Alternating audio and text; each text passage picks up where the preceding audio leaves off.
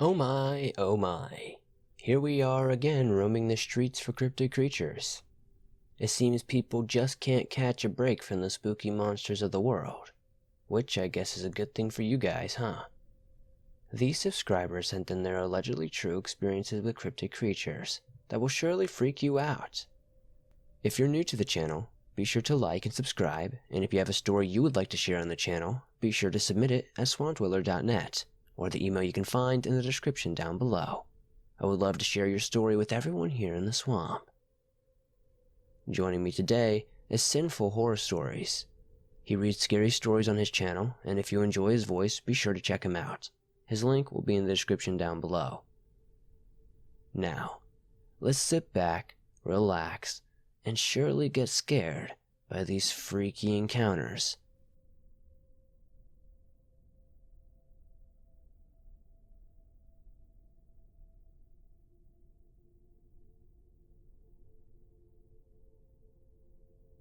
My family and I were staying at my grandfather's house in Texas for Halloween. In my family, our tradition is to spend the holidays with the oldest person in our family. You know, to make people feel included and happy as possible. Anyways, I was 12 and at the time, I was very skeptical of the supernatural. So, when my grandpa told me about seeing things at night in his backyard, I was laughing inside. Let me clarify here. My grandfather's backyard is this pissy little clearing with a huge forest that touched the back of the yard.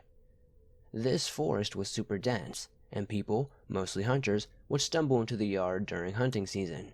So, when my grandpa told me about seeing something, I thought to myself, the only thing he is seeing is more hunters.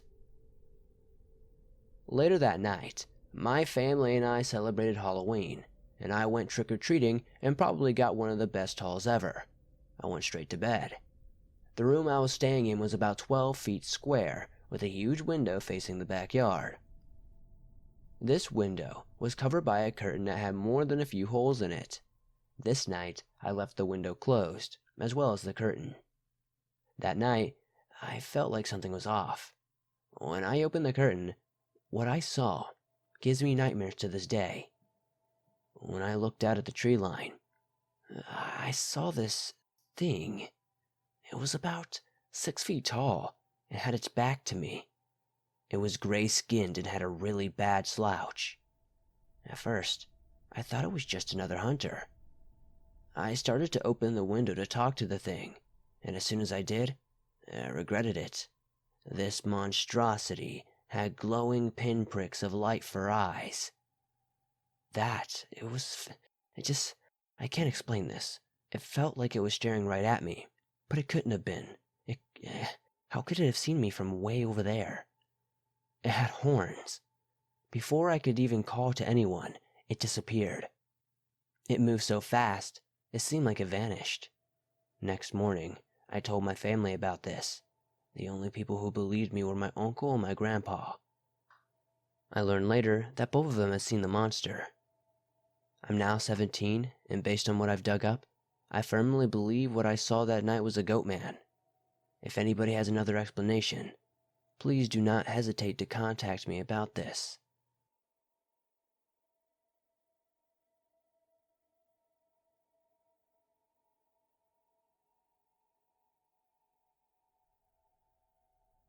This happened a few years ago at my parents' house, in a small town in Wayne County.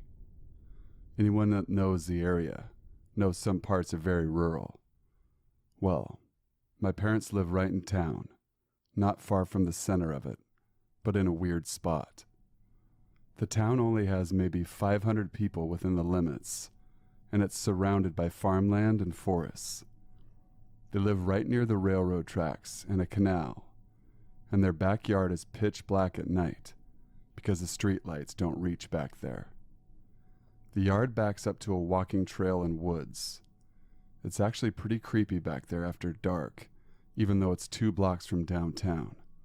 The night this story takes place, it was extremely dark.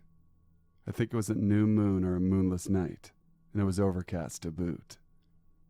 Late summer or early fall, so it was pretty dry. No mud to capture any footprints. My parents, brother, and I were talking in the living room at the front of the house. the part of the house facing the town and light. The house is kind of long and skinny, maybe 30 or 40 feet wide, but probably 120 to 150 feet long. As we're talking, the family dog stood up, looked around and started to growl really low. He was a yellow lab about 90 pounds, half deaf and blind from diabetes. There are at least 2 closed doors before you even get to the room where the back door is. The dog is now like full on berserk, barking at the closed door in the hallway. We opened it and followed him to see why he was going nuts. We get to the door in the back room and are now worried someone had broken in. But when we opened it, Marley shot straight to the back door, jumping and barking and snarling, making sounds I've never heard this big baby of a dog make. I opened the back door and he tried to bolt out. He was going to attack whoever or whatever was out there. My parents and I step out on the back porch and close Marley inside. He still sounds almost fucking rabid. We wait for a second for our eyes to adjust because the backyard is pitch black. We see a silhouette maybe 40 or 50 feet away, standing at the edge of the yard right near the railroad tracks access road. Now, to say this thing was big was an understatement. It was way over 6 feet tall, probably closer to 7.5 or 8 feet, and extremely broad. I think it was a potential burglar that we caught sneaking up to the house if it wasn't so fucking massive. My parents to this day swear it was a black bear. Officially, according to the DEC, black bears don't live anywhere near this area, and haven't for a long time. Also, the size of it would have been a record-sized bear. Also, the reaction of my dog going nuts doesn't seem like what a bear would do. After we had put Marley inside, it just stood there, upright, for almost 2 minutes before we decided it was best to go inside. The hairs on the back of our necks were standing straight up. The reason it freaked me out was even at the distance it was at, you could hear it breathing. Deep, raspy breaths. It sounded like it was breathing right next to my ear. They were slow and steady, not like someone who was out of breath. It wasn't like they were trying to make their breath sound loud. It just was. I immediately went to find a flashlight, but when I got back outside, whatever it was gone. No tracks, no fur, just a huge silhouette that was too big to be a person, but acted unlike any wild animal I've ever encountered.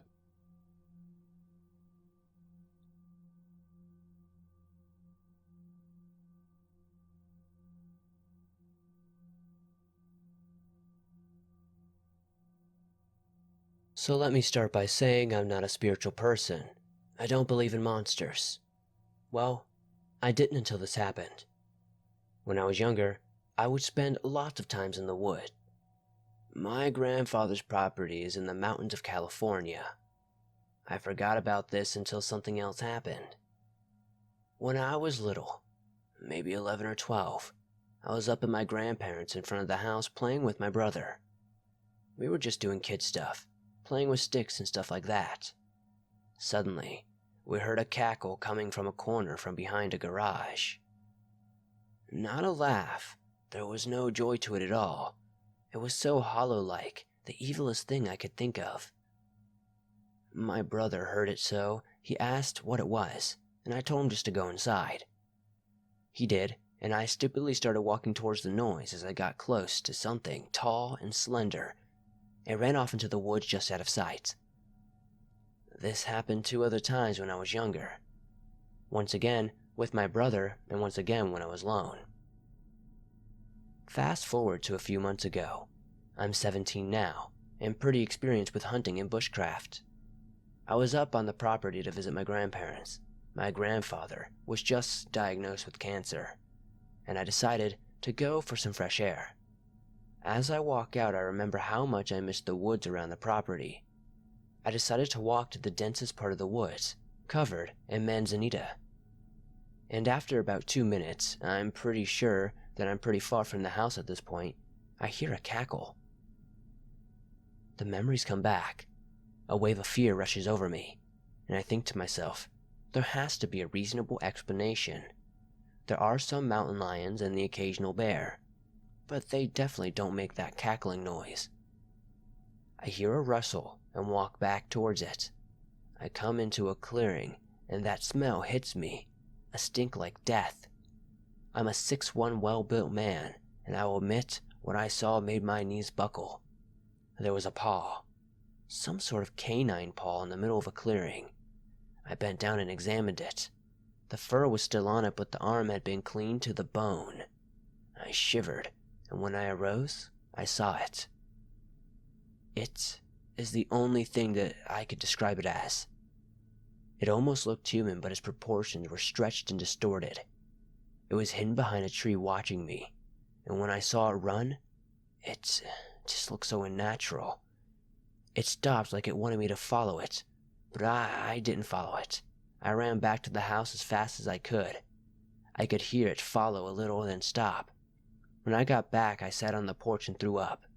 Since then, I've gone back a few times, and every time, I have seen it. If I walk towards it, it runs but stays just within sight, like it's leading me somewhere. I don't know what to do. I think I may go back out after it, though.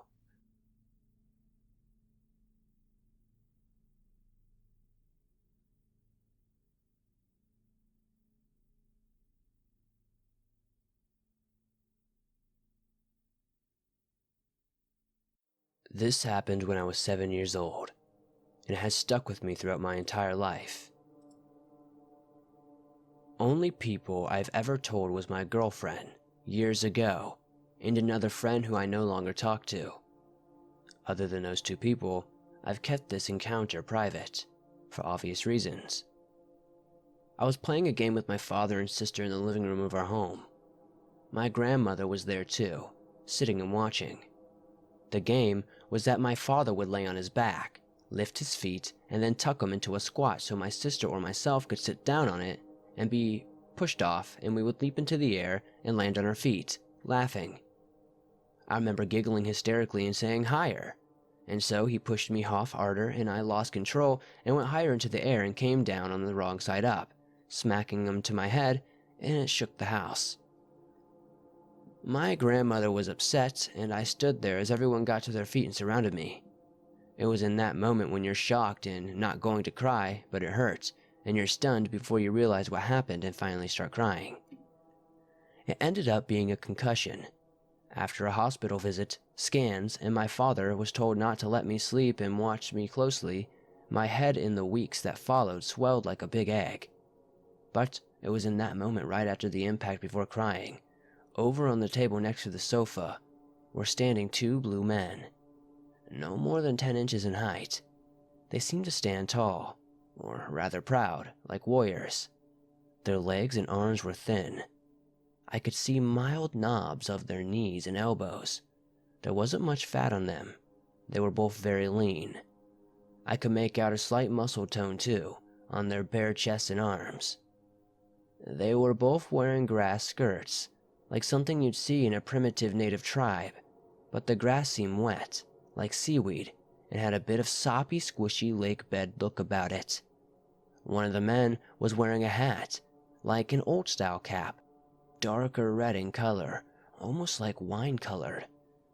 The other one, I could see his hair more clearly, and it was long, unkempt, with pieces of coming down on his face and covering his ears. The one without the hat was holding a long spear in his hand. The base of the spear was resting on the ground, and the pole came up to almost his full length, with a carved pointy stone on its top. It was a fast, momentary image, and the scene in the living room quickly turned to panic after it hit the floor, and my family crowded around me, and once I began to cry, I never saw the two little men again. But I never forgot that image. It felt like they had been there longer than just that short moment when I could see them with my eyes.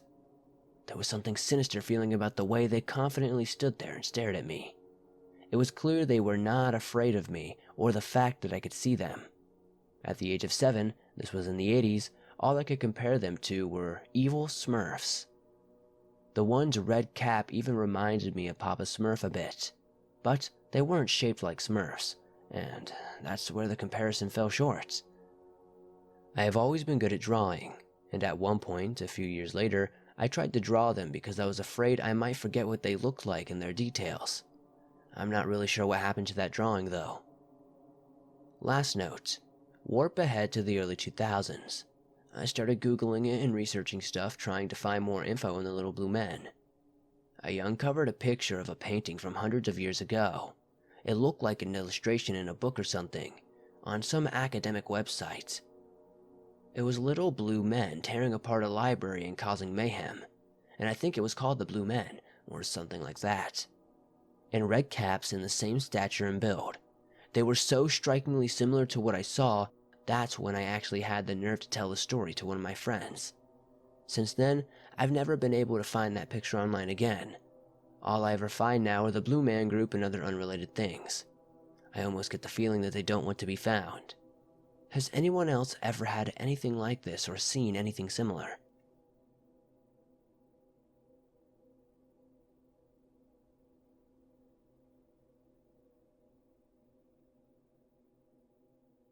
So I recently vividly revisited a memory, but with a brand new detail that I never remembered before, and it was far more vivid than I can ever remember things. In around 2008 or 2009, my friend was spending the night at my house. We were in 4th grade at the time. It was dead of night. It was pitch black in the house and outside except for the backyard light. We walk into the living room and see a pair of eyes under the shed. That's how we've always remembered it. The same exact thing happened with a different friend a few years later. The other night, however, I very vividly was back in that memory. Instead of eyes under the shed, there was this 7 or 8 foot tall thing. Its arms were way too long and it looked like something quadrupedal, but on 2 legs instead. It was very skinny and had a head that was mostly humanoid, just a bit longer towards the bottom. The entire head was completely featureless and white. It had antlers. It just was standing there staring at us. I asked both my friends if they had seen it, and individually they both said that they don't remember that. But I get this uneasy feeling and could see fragments of the exact thing I vividly saw. I don't know. All 3 of us can only picture it in like little tiny fragments though. Some of us just remember the eyes, some of us remember the arms, and some of us, like myself, remember everything. This happened in North Texas, by the way, in a suburb, and a creek ran right next to my house. If anybody might have any idea of what this creature could be, or if it's just a wild imagination of a kid, please comment down below and let me know.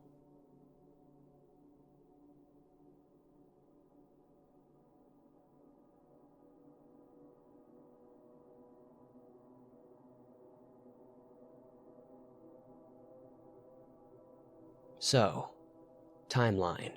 This was around 2015. Not sure what month, but it was around 11 at night. I was driving from my dad's place to my mom's. I said this a couple of times now, but my dad has 75 acres of spooky land where most of my stories take place. Anyway, I was driving. I had just started down the long driveway when I felt like I was being watched.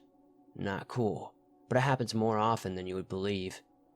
I'm nearing the highway when I see a dark shape at the edge of the woods. Oh well, probably a deer. I shake it off. We have tons of wildlife in the area, from deer to panthers to the occasional bear, and then it starts chasing me. Keep in mind, please, that this stuff is practically normal in my mind. I have tons of weird stuff that happens, and it's not like it was just barreling at me. It just moved after my car, staying at the edge of the woods. So, I keep my pace. I turn onto the highway and speed up to 50 or so. I keep noticing something in my peripheral though, so I slow down and start looking for what it could be. A few yards behind me, I see this huge dog. I grew up with larger dogs. My aunt had a Saint Bernard mix growing up, and I have had various large dogs. This thing was literally the size of my car. I know I mentioned bears before, but bears don't chase cars and we only have black bears, which are pretty much the most docile kind. Now, I'm freaking out. I gun it. releasing a long stream of curses and telling my car to get over it. It was poorly kept 95 Honda Accord. I had tons of trouble with it dying on me, so anytime I had to push it, I made sure to speak kindly to it. I didn't care at this point. I was simply trying not to die. I seemingly can't shake it for too long. So, in an act of bravery, or stupidity, I pull over in a church parking lot, thinking maybe it's some sort of hell beast and it won't come into the light or onto church land. I was very wrong. I stopped to get my phone out to call my boyfriend. In that span of time, it catches up and jumps onto my car. I can see and feel and hear the metal popping and creaking, and I can see drool splatter onto my windshield. I scream, dropping my phone. It jumps off my car and onto the hood, where I get a glimpse of it before it gets off into the cemetery and disappears. It was definitely a dog, but like a Rottweiler pit mixer, something, but it was darker and much, much larger. It was solid black with paws the size of dinner plates. It had a huge head, almost the size of my car windows. I don't know why it decided to leave me alone, but it did, and I'm so thankful for that. I called my boyfriend crying, and he calmed me down and listened, and he told me when I got home I should take pictures, and I did, or at least I tried. By the time I got to my mom's, the only thing that was left was a single dent in the roof of my car, and some faint claw marks that were more like indentations in the metal.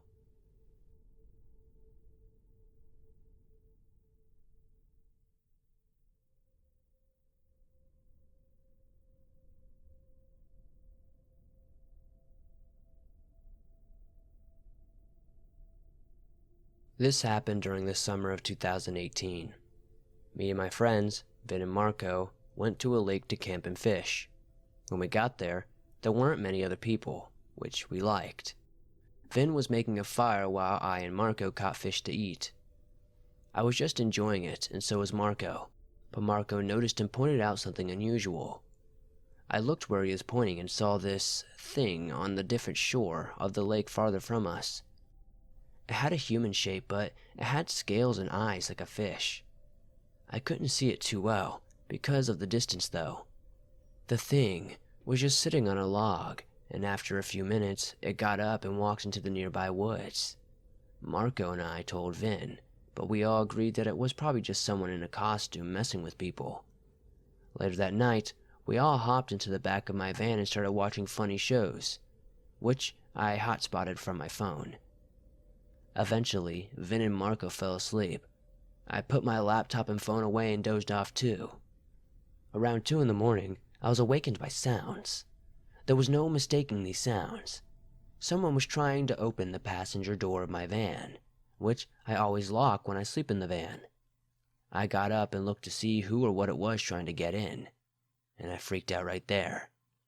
In my passenger window was that fish-looking creature that I saw earlier.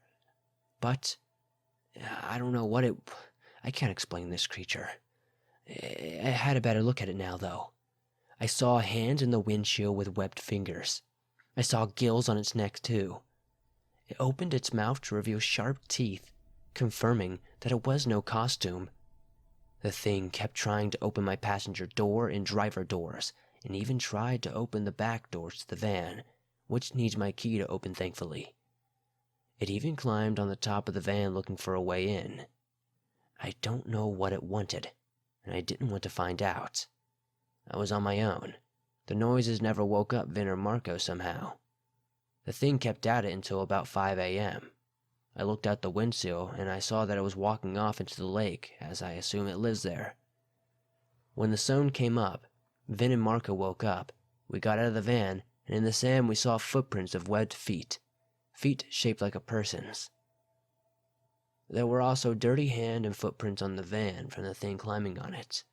I told them what happened, and we all agreed not to spend another night there.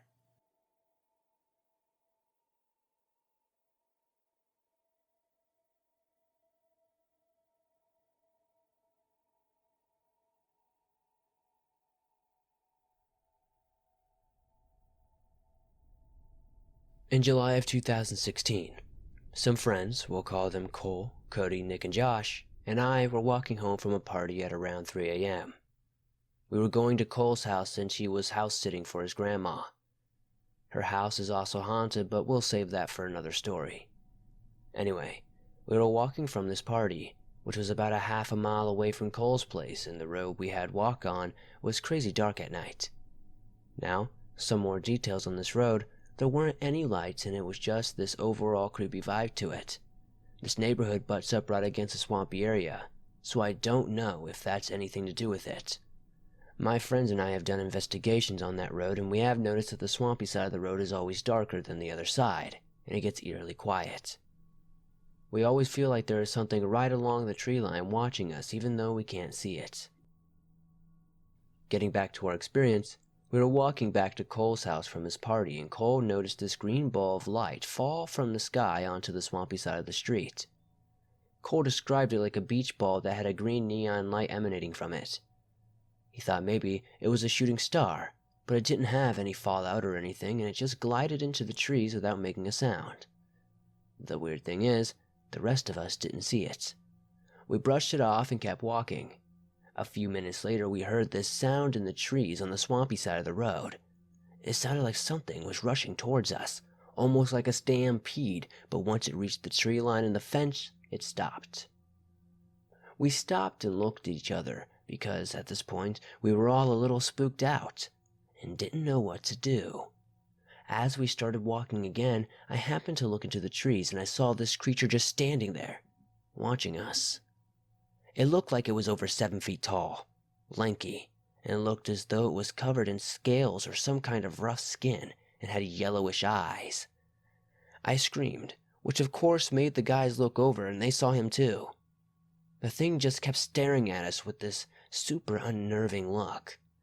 We took off and didn't stop until we got to Cole's house. We shut all the blinds and locked everything up and couldn't sleep the rest of the night. We still don't know what we saw, and we never saw it again after that. We tried chalking it up to us being slightly intoxicated and imagining things, because we did drink that night just a bit, but we only had a couple of beers each. Plus, there's no way all 5 of us could have hallucinated the same thing. We're also pretty sure that homeless people live in that swampy side of the road, so maybe it was just one of them messing with us. We all named the creature the Lizard Man. We never walk down that road anymore. Even if we're at Cole's house, we drive down that road now.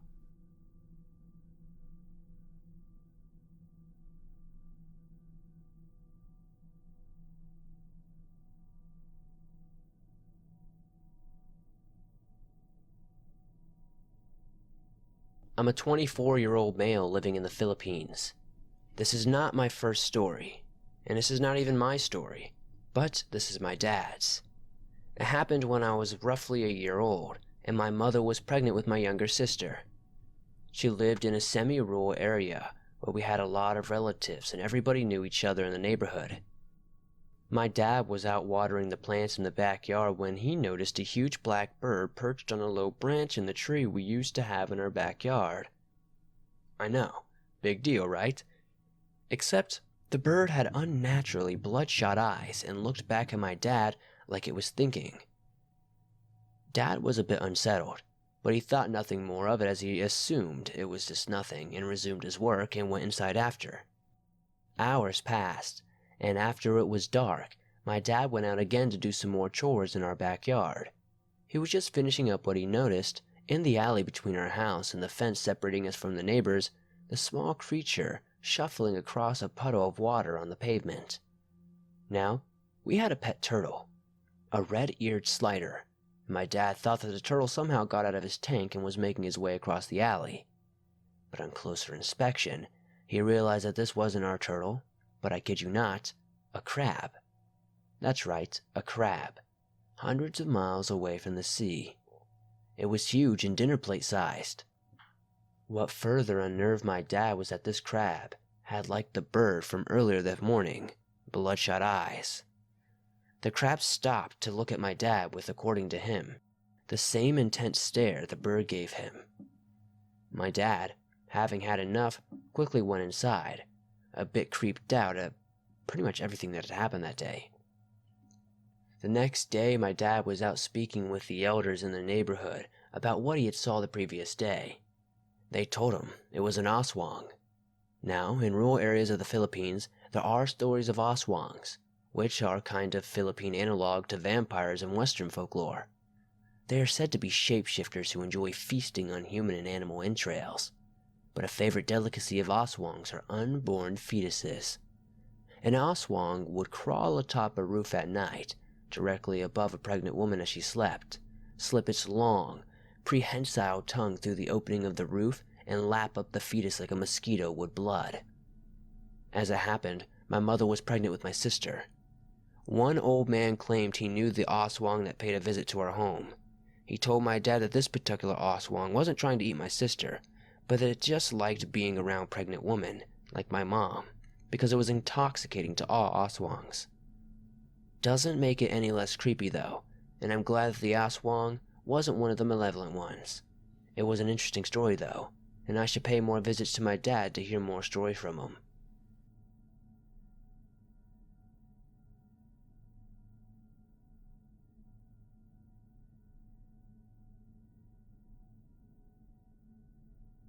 This story is from my father, who told me about it one day. One late night, his girlfriend at the time, along with himself, were driving somewhere. He had to be cautious since it was so dark outside. As he slowly drove along the road, his girlfriend said, "What is that thing?" My dad looked over to the spot on the side of the road where the thing was walking, keeping pace with my dad's car. He said it looked like a lizard and was short. He couldn't tell if it was just a person playing some sort of prank. The scales looked too real on its small body, though. They never knew what the thing was. An alien, a humanoid, who knows? Just be glad that it didn't come running after them. It looked like it had razor-sharp claws too, my dad said. And my dad said he hopes to never have an encounter with anything like that again. I know it's not much of a scary story or much of a encounter at all, but if you would share this, it would be great, because I would really love to know what could possibly my dad have seen out on that road that night with his girlfriend.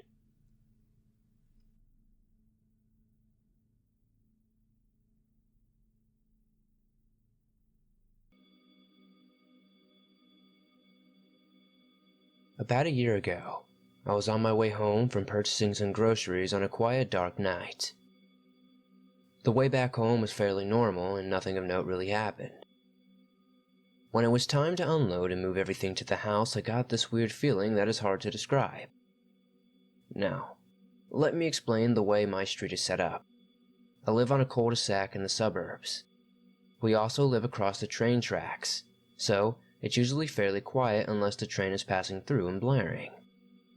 Because we only have streetlights on the main road, every other road is left to be engulfed in darkness, unfortunately. As I'm offloading my groceries, my garage door is open and is the only light to be seen amongst the dark housing area. Observing the sky around me, I notice a figure walking up the street. It's merely a silhouette from the darkness, and the contrast of the light denies any fine details to be shown. But, for some reason, I felt fear. Whatever this thing is, it was walking on all fours. The thing has skinny and tall, slender legs. It may be seldom, but not surprising to see animals wandering out, as we do live by the woods as well. But I thought it was weird, as I had never seen an animal like that in this area before. The figure was unsettling to see, being alone in the night and all. Still curious, I saw the silhouette's neck move up, and I could tell it also had turned to look at me. Creeped out even more, I was ready to pack up as quick as possible. But then, the freaking thing starts approaching me. I want to say it ran, but I feel like that might be more of an exaggeration. Regardless, I shut off the light and closed my garage as quickly as possible and headed in for the night. I really did not want to meet whatever that freaking creature was.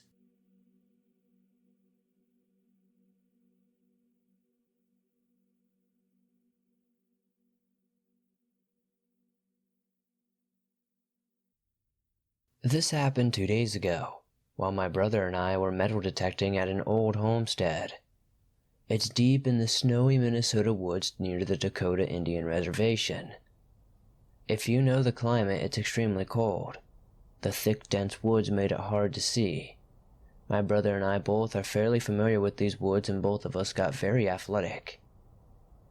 We were about 5 miles in the woods when I found a dream catcher hanging from an old white pine with a deer skull carved into the tree.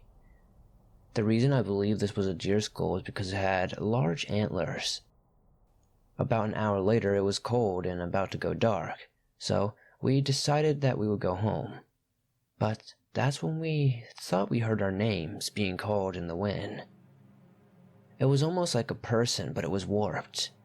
It was almost as if it was a voice sped up and slowed down at the same time. My brother thought it could be my mom, and so he called out her name. No one replied to this call, though. This made me scared, knowing someone or something could be out there with us. We turned off the trail and started to head back towards the homestead, and it was dark, but not too dark to the point to where we could not see. About 100 yards in front of us, there was a clearing with one tree in the middle. In this clearing, we saw a deer, or what looked to be a deer. Me being a stupid 15-year-old boy, I picked up a stick and threw it. It almost hit the deer, when I heard a blood-curdling scream come from behind us. I quickly snapped around and let out a scream, but no sound came from my mouth. 20 feet out of the clearing, where the deer had been, was an oak tree. The deer hung from the tree, its limbs severed from its torso. There is no way any animal I know can drag a deer into the tree that quickly, and if it were to attack, we would have heard it clearly. So, my question is, what killed that deer that night right in front of us?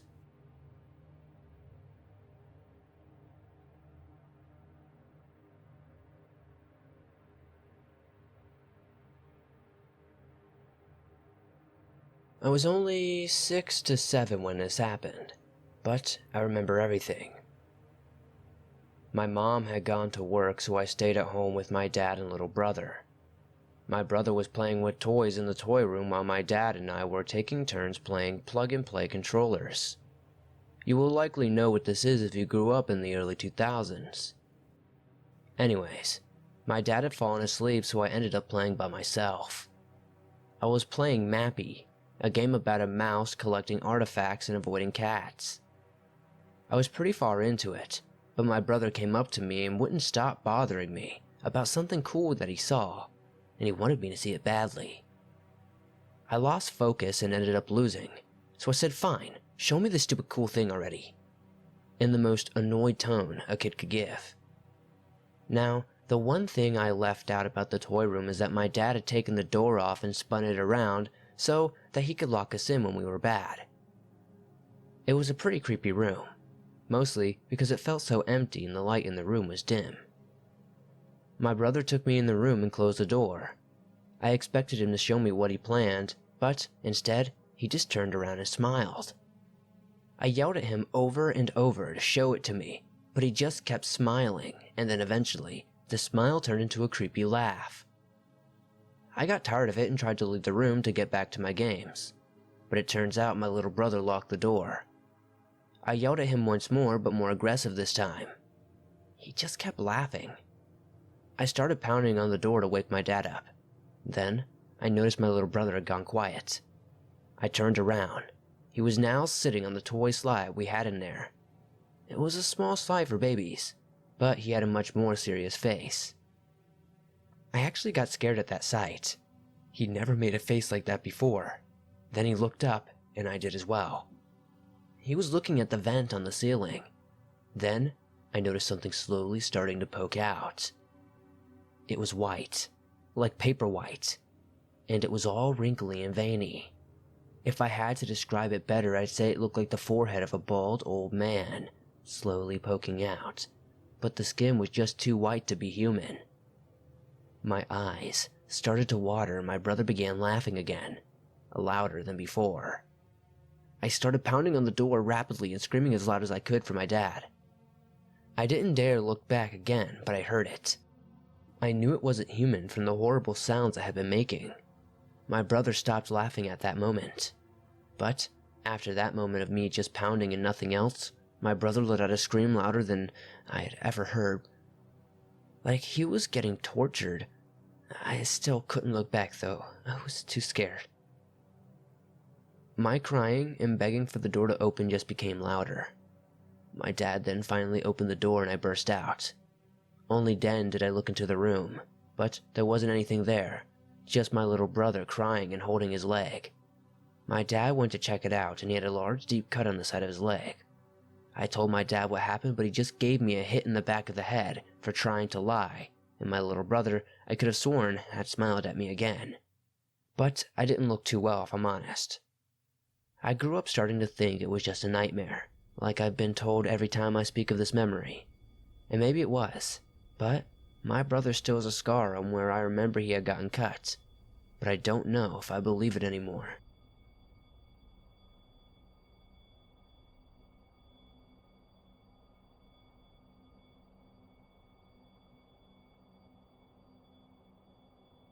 One time when I was about 13 or 14, I was living in a small town in southern Ohio. I was a scared kid and didn't like the woods after dark. I hated it when I had to take the trash out at night because I always thought that something was lurking there. One night my terrors came true. I had stepped outside to return to my garage as I was having a friend over, and that was where we were sleeping. I had a large metal rod with me because I don't like to be without a weapon outside. Out of nowhere, I heard a low growl. It sounded like a large cat, specifically a bobcat. I started to walk faster at that moment, but that's when I saw something fall out of the tree. Then I heard my sister's voice say that she needed help. I ran inside to find my dad and uncles and asked them of this encounter. They all got their guns out and hopped into my uncle's truck. They searched for about 15 minutes and found nothing. I was shaken from my encounter and was more worried when I heard they found nothing. Later on that week though, I saw a pale-looking deer running on 2 feet down the road into the woods opposite of my house.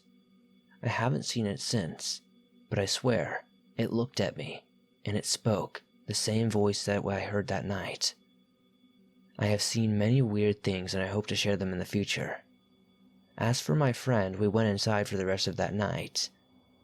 Honestly, I really don't know if these things are connected, but I can't explain this weird, bipedal deer that seems to sound like a little girl.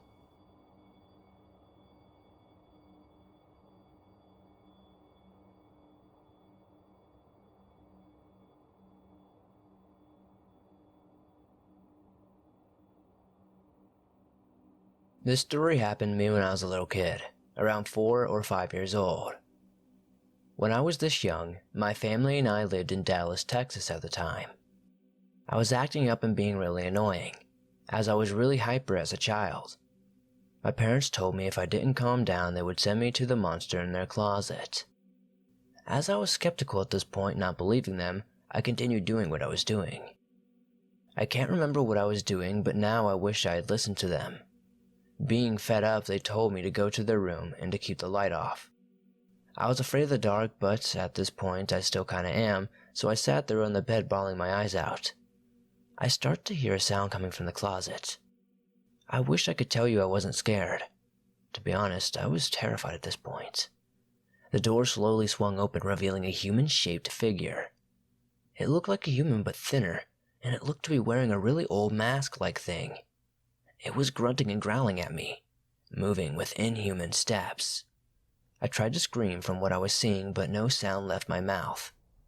I backed up to the window as it got closer, hoping it would go over the bed and not block the door so I could run out. Before the thing got any closer to me, I started to run as fast as I could. Much like a cartoon, my feet were running in place before I was finally able to move to the door. I flung the door open and ran out crying, and I asked who they had helping them in a panicked voice, as I was a skeptic at the time. They looked at me puzzled and had a slight look of panic as their little girl was saying that there was another human in their room. Then they chuckled, saying that there was no one here but us. I must have looked pale and panicked, so they went to check. There was absolutely nothing there, but their closet light was on. It was a walk-in with the light switch on the wall by the door. I never saw that thing again, but I kept hearing sounds of light pounding on my walls and ceiling. This, as anticlimactic as it is the end of this story. Thank you for listening.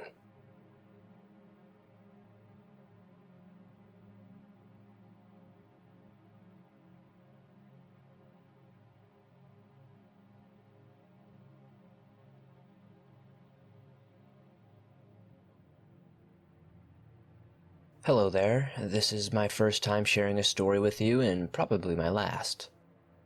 I live in northern Oklahoma in a small town. I've read the stories about skinwalkers and all those things that go bump in the night, and I've even listened to stories here and there on YouTube. Now I guess it's time I should tell you what happened in my encounter. I was walking home on a moonlit night. Nothing seemed out of ordinary.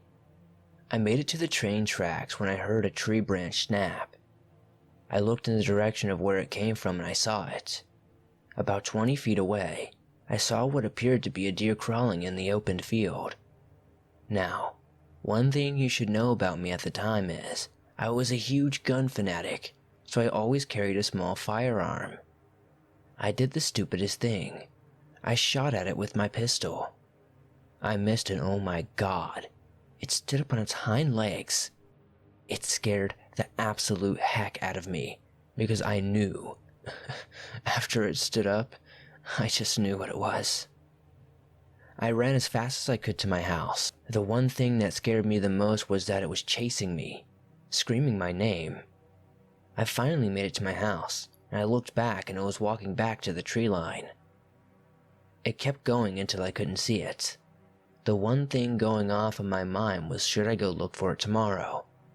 I couldn't sleep that night because, well, how could you sleep after being chased by something so demonic? I honestly thought that it was going to come back at any time. I know it's pretty straightforward, but that's my story, and I hope you guys can give me some advice on what I should do. Should I be hunting it, or should I leave well enough alone? Also, do you think this was a skinwalker, or is this some other kind of beast? I'm sorry I don't have a description more than it just looked like a deer that was walking bipedally.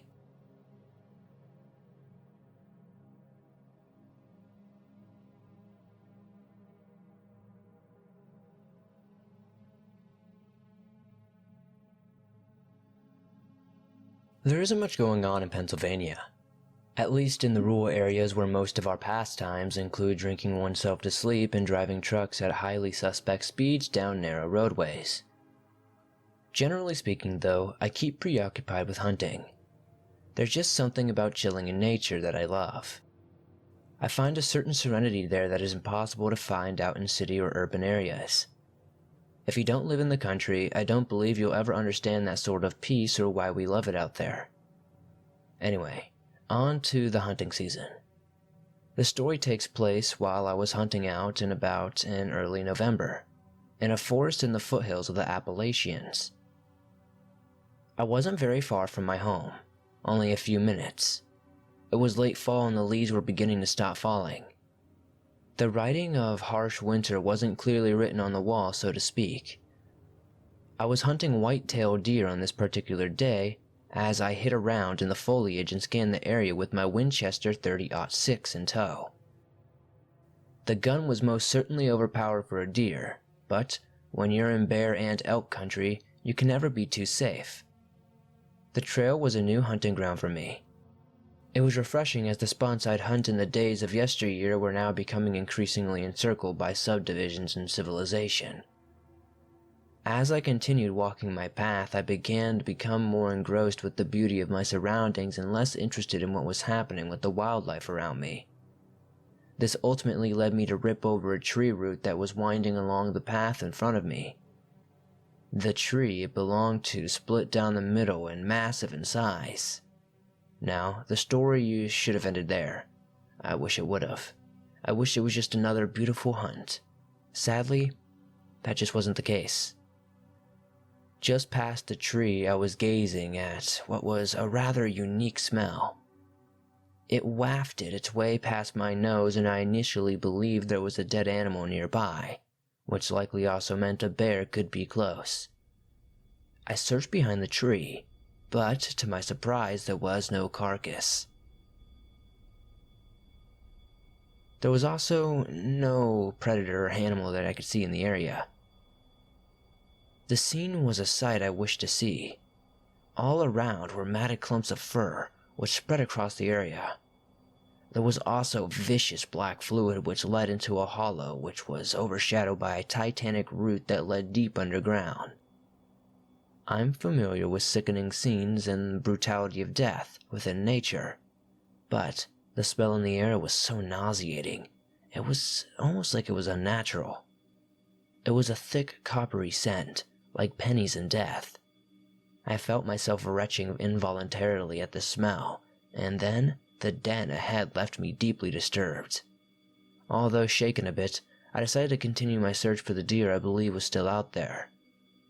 As the day drew on and the sun beat upon me, I became less ardent in my quest for this possible deer. I was about to sit down and eat some lunch when I was overcome with an almost paranoia. I wasn't sure why, but something just didn't feel right.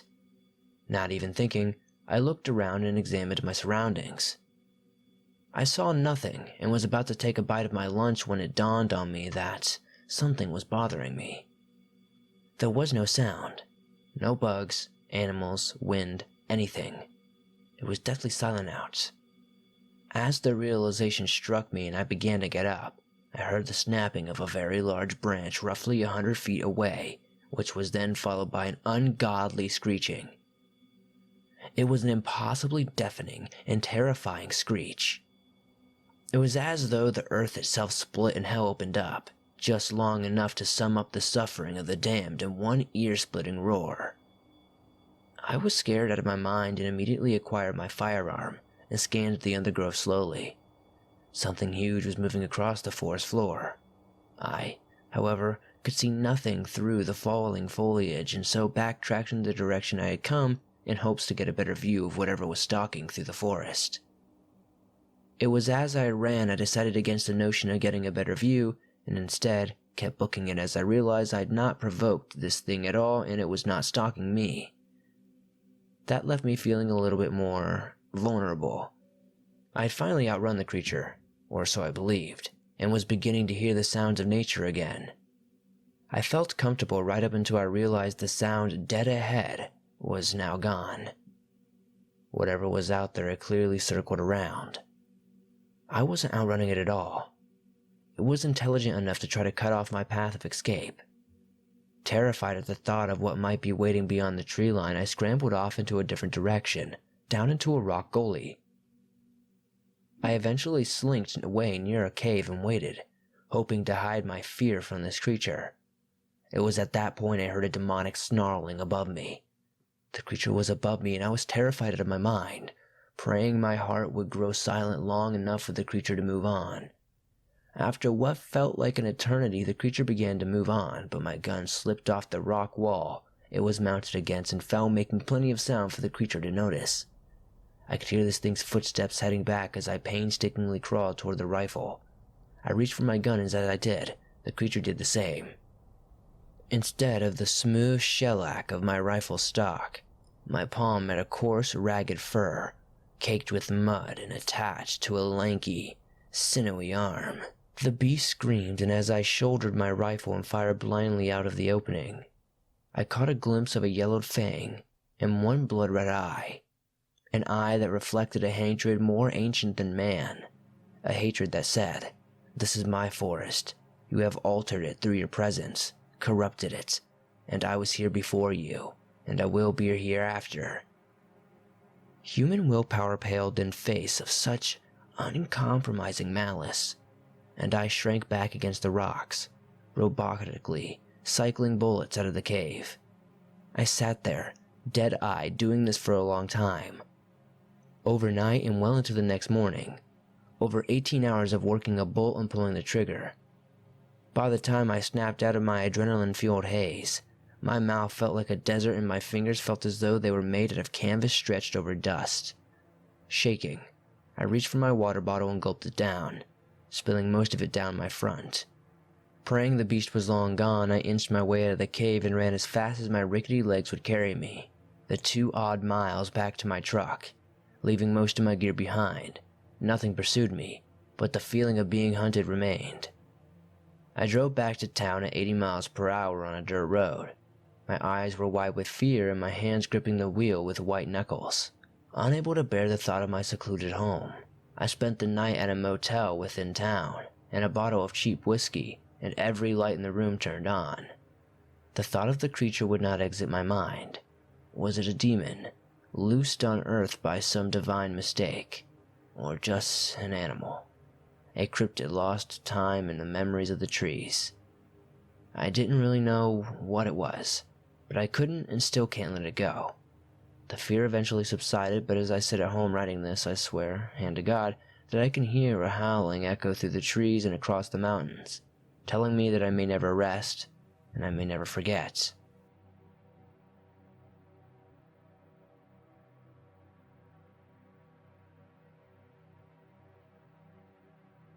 First off, let me say I love the channel. It keeps me entertained at work. So, I was told that I have some sort of attraction for the weird maybe, like I'm some sort of paranormal magnet.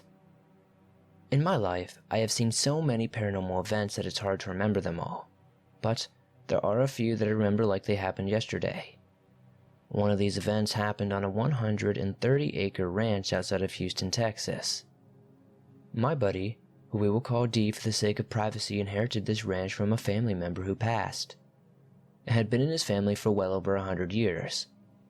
It had a long dirt road that went straight from the front gate, through pastures of cows, and then past a thick forest off to the left that was great for hunting hogs and deer. We would go out and shoot guns and drink in the pasture closest to the back of the property. I know it was not the most responsible pastime. One morning I woke up before the sun was in the sky, packed up some ammo, my .45 and my .30-06 rifles, and headed out towards the woods. As I began walking from the house, I started hearing footsteps behind me. All I had for light was a small mag light that was apparently dying. I thought maybe the footsteps were that of a dog. Perhaps it got out and I didn't even notice. I would stop for a couple of steps out of sync with mine, and then it would stop, shortly after. I would swing the flashlight around, scanning the trees and grass, and I would see nothing. No dogs and no animals at all. I finally came to the dirt road that led to the back of the property and headed down it. All the while these footsteps continued to follow. Only having light enough to see about 7 or 8 feet in front of me, I moved slowly. Something white on the ground, on the left side of the dirt road, caught my eye. I stopped and knelt down to see a ring of small white pebbles in a circle on the ground. I thought it was odd as it was private property and the only people on it were me and D was back at the house passed out. I don't know if this was anything to do with that, but I saw something a couple of minutes earlier. I walked another couple of 100 feet and suddenly got an eerie feeling, like I was being watched.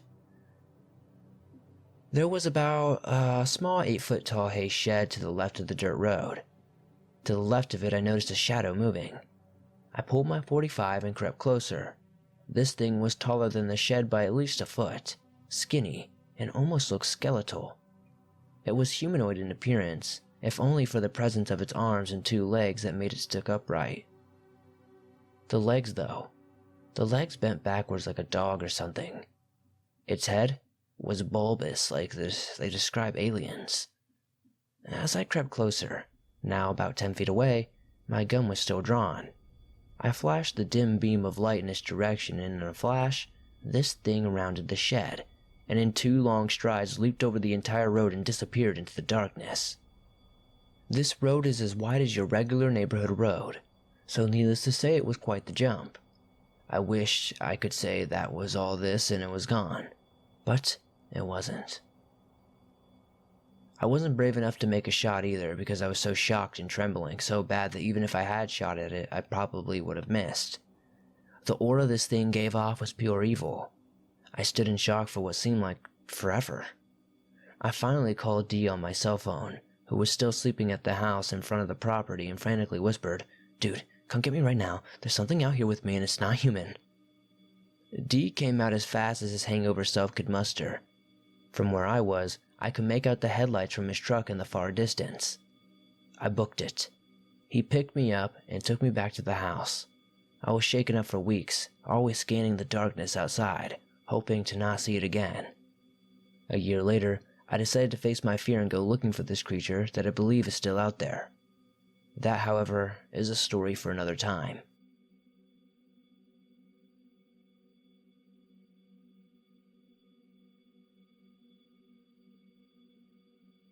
This happened when I was still about 5 years old.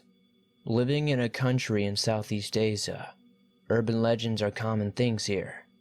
But what I saw back then is unheard of and only my family knows about it. When I was still a baby, my parents didn't have their own house.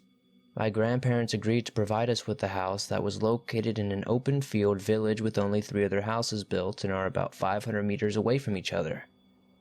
Even though the house was a bit uncomfortable being surrounded by tall grass in the middle of nowhere, we had no other choice.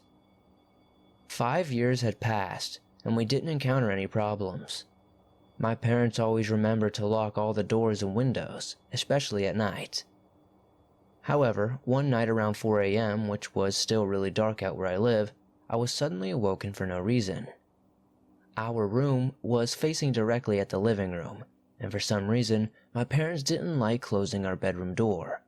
Because of this, I had a full view of our couch, TV, and windows, all facing my direction. I noticed someone or something sleeping on our couch. It was still dark and the only source of light was from our bedroom lamp and the moonlight, so I thought it might be my dad. I looked over to my left and then saw that both my mom, dad, and sister were all sleeping beside me. This sent chills down my spine since whoever was sleeping on our couch shouldn't be in our house. At this moment, I was wide awake. I looked at the thing again and squinted my eyes to have a better examination of whoever was sleeping on our couch. As I did this, I concluded this thing wasn't human. It was big, like really big, about the height of a 6-foot person and the width of a grizzly bear, maybe even wider. I also noticed that this creature had really sharp edges around his body. Then, my gaze towards that thing stopped as the creature started to move in an attempt to stand up. I was so scared and didn't know what to do, so I just closed my eyes and tried my best to pretend that I was asleep. Not even 1 minute later, my 3-year-old sister started shaking furiously out of nowhere. I immediately looked back at the thing sleeping in our couch and was shocked to see that it wasn't there anymore. My sister's shaking woke up my parents as far as I know. She was having some sort of seizure. This shocked and confused my parents since our sister didn't have any illnesses around that time. Regardless, my parents called an ambulance.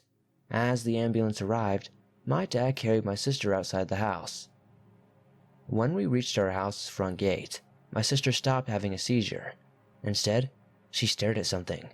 Something was on our front porch. As I looked at what she was staring at, a cold sweat started dripping all over my body, and I was just shook at what I saw. It was the creature. This time, with its visible red eyes, full of rage, destroying my bicycle apart. I ran outside the house as we all rode to the ambulance. We still lived in that house for another 3 years after buying our own home. As far as I know, only my sister and I had seen whatever that thing was. Up to this day, I still have no idea what it was, and I still have questions regarding that thing. What is it? How did it enter our house? And was it all in our imagination?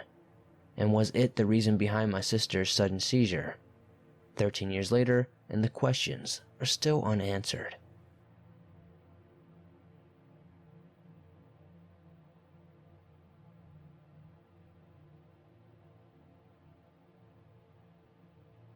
I was a 15-year-old girl at the time and had recently just turned 15, and I was also very, very dumb.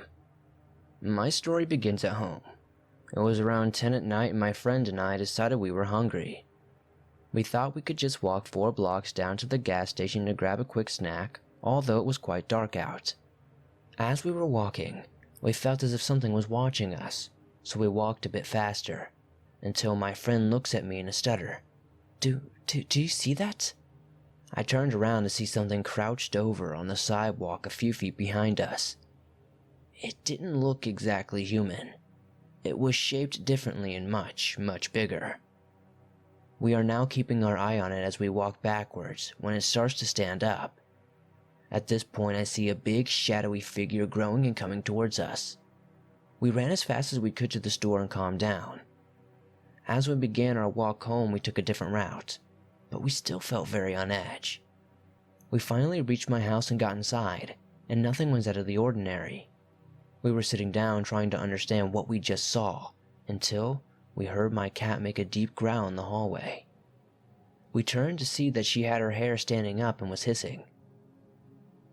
She saw something we didn't see, and it was very clear. She ran around in a panic, and that just freaked us out even more. Finally, I decided to give up and knock on my bedroom wall, toward the door my cat was mostly avoiding. I heard these 3 knocks come back. That being said, my friend left my house crying, and I no longer live there. I have had many experiences in that house, but this was probably the craziest one because it happened in front of somebody else, so we could actually validate that I was not crazy, and something creepy was definitely following us home that night. Now whether it was a cryptid or a ghost or something else, I don't know. But thank you for sharing my story.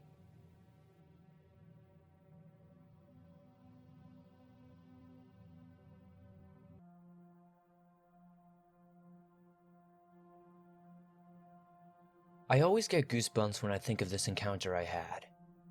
I live in a village of around 200 people in Alaska. It was a small village, so we knew everyone. We would always walk around, day or night. It didn't really matter to us. Living in Alaska, the fear of bears or wolves was greater than the dark. One night, I was visiting someone with my friend. It was winter. If you don't know, it only gets dark at night during winter. My friend asked if I wanted to walk. I rarely turned down a walk, so I said yeah. The road we were walking down had light poles, going both ways, but the road leads to a dead end. While we were walking, I wasn't paying attention to another one of my friends, who was running like an ape at us as a joke. We were laughing while watching him, not expecting what he would tell us next. While he was running like a gorilla, he had his head hunched down. He finally stood up when he reached us. As soon as he looked up at us, while he was catching his breath, he said, "Whoa, what is that?" and pointed behind us. The light poles were around 50 feet apart, but there was one area, I'd say 100 yards away, that had 3 of the lights off. In that one area of darkness stood this thing. I still don't have words to say what it was. The worst part was, it seemingly saw us the exact same moment we saw it. And it stopped. At the distance, we could only see a silhouette from the lights behind it. The body was thin as a tree and furless. All of the limbs were the same size. The head was over halfway to the streetlight despite the fact it was slightly hunched over. I'd say the damn thing was 11 to 14 feet tall. We all stared at this monstrosity for about 7 or so seconds. Then I turned to my friends and jokingly said, "Slender Man." We were still checking if we all saw the same thing. As we looked back, you could only see the arm going to the side of the road. We looked at each other, agreed to stay up all night, and went to a community building where we stayed for the night. To this day, I wonder how such a thing can exist in Alaska during winter at -50 degrees without fur. I've always felt differently about walking at night by myself after that. I stopped taking lightless shortcuts. I just don't want to see that thing for the rest of my life. The elders around our village talk about shamans a long time ago. I've always thought that maybe that had something to do with this monster. You're not supposed to tell people about someone who was a shaman, so there really isn't any history. I still think maybe this was something created. Our culture doesn't have any rituals or anything. We dance. I know many are sacred though. You cannot record them or take pictures, but I haven't seen any of those dances. Perhaps thousands of years ago, a shaman or shamans had other intentions. I wouldn't ever want to be able to find a reason to create something like that though.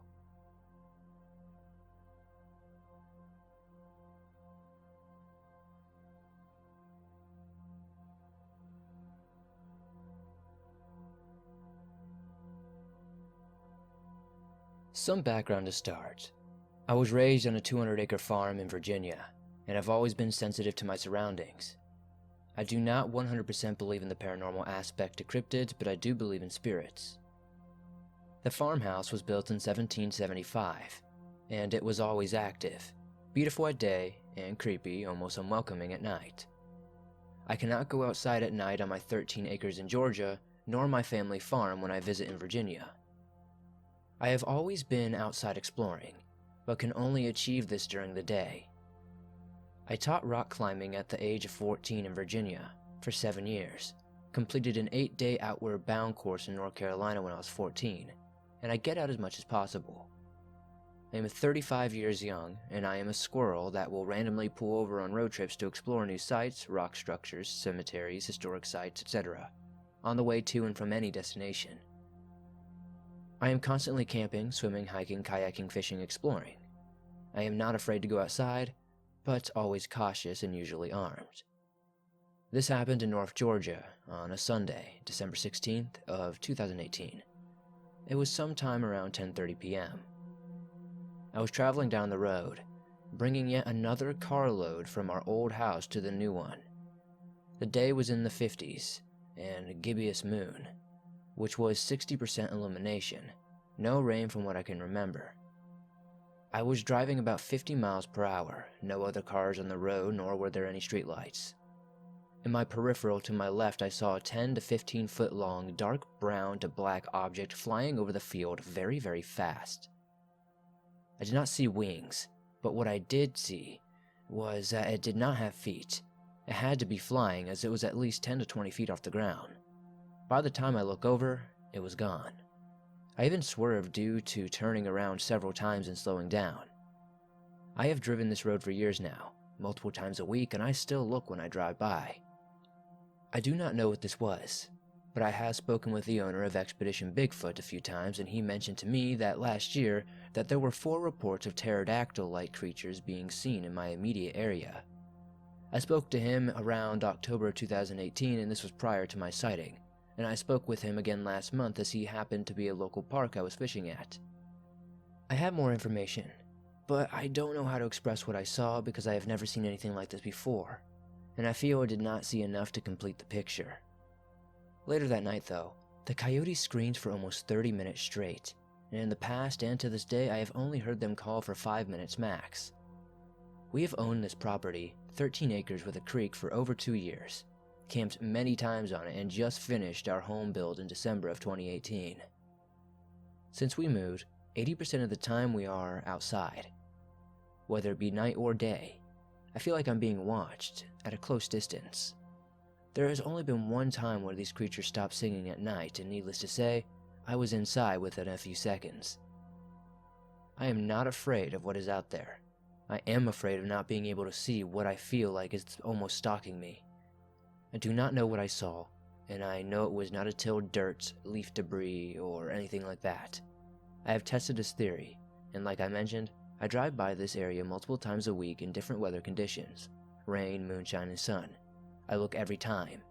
I have never seen anything, and I cannot recreate what I saw. Nothing even comes close.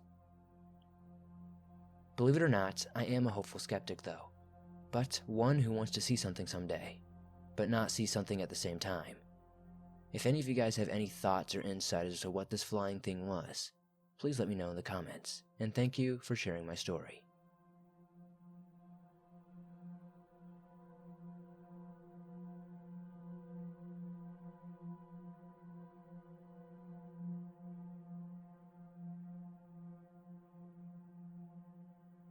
This happened when I was 10, I think before my mother passed.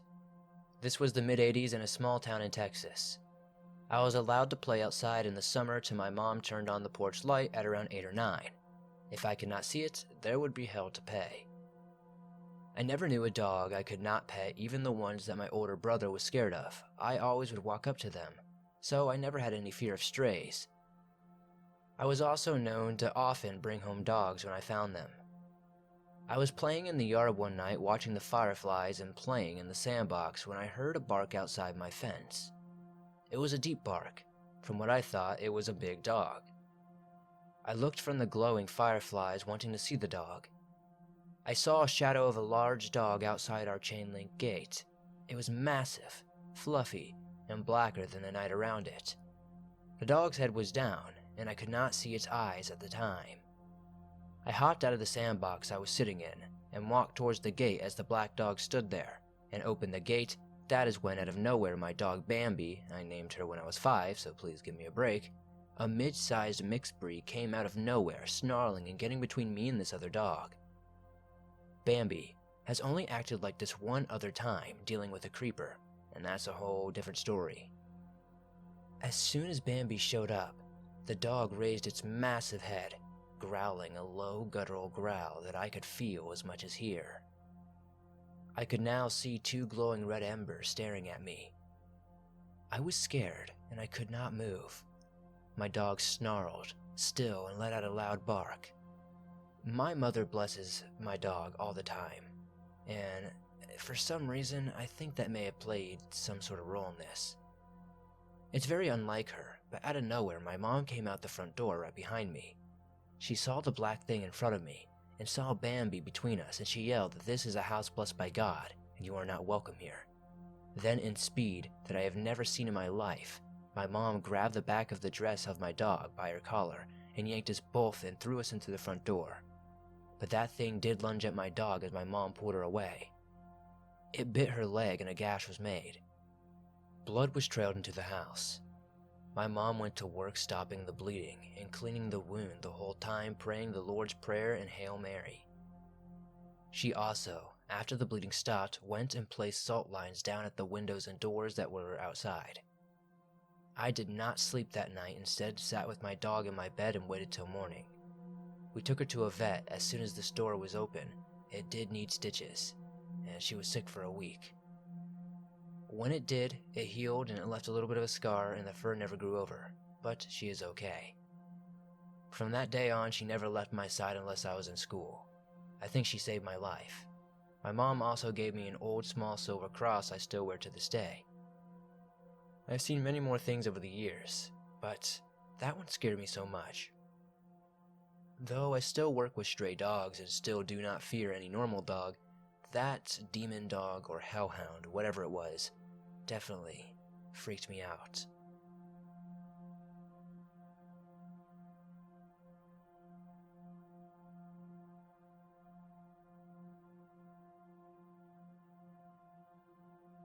Back in 2012, I was at an Aboriginal camp in Wollombi, New South Wales. I had been there for 5 years prior to this experience, and this was my last year there. We had heard stories of these creatures called the Hairy Man, aka Yowies.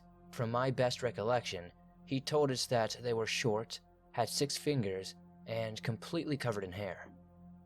However, one thing I had not remembered hearing was that they were said to take children through solid objects, never to be seen again. I was told this from my cousin when retelling him this story. Well, behind the camp, up a short trail, there is a cave where we could see where one, or a few, I can't recall, had put its handprint and some sort of paint on the wall.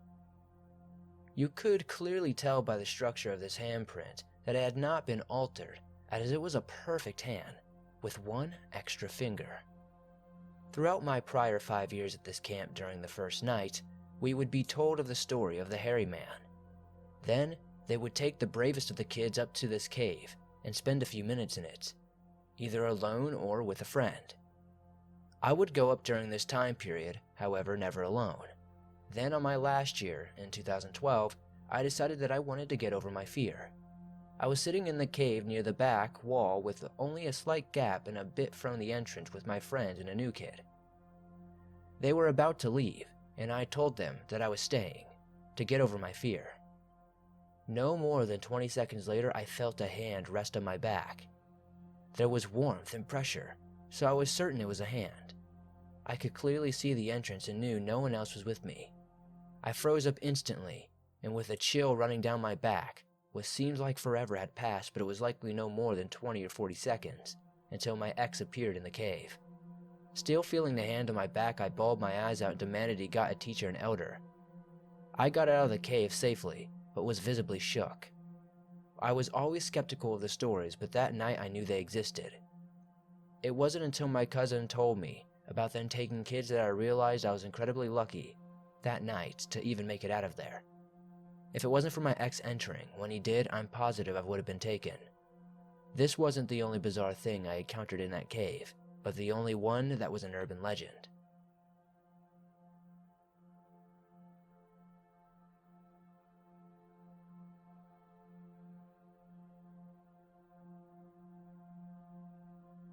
One of my earliest memories is really weird. I've had a few humanoid encounters throughout my life, but this one never fails to unnerve and confuse me, especially now that I'm living out here where it happened. I'd really like some input on this because it affected myself and my cousin, and my aunt and mom. One day, when my cousin and I were both very young, my mother and aunt sat us down outside with them as they caught up. They were on a bench and holding on to us both. We faced the woods from where we were, and they faced the driveway. From our position, my cousin and I watched a pale creature emerge from the woods around this huge rock formation, aptly named the Big Rock by us. We often played on it.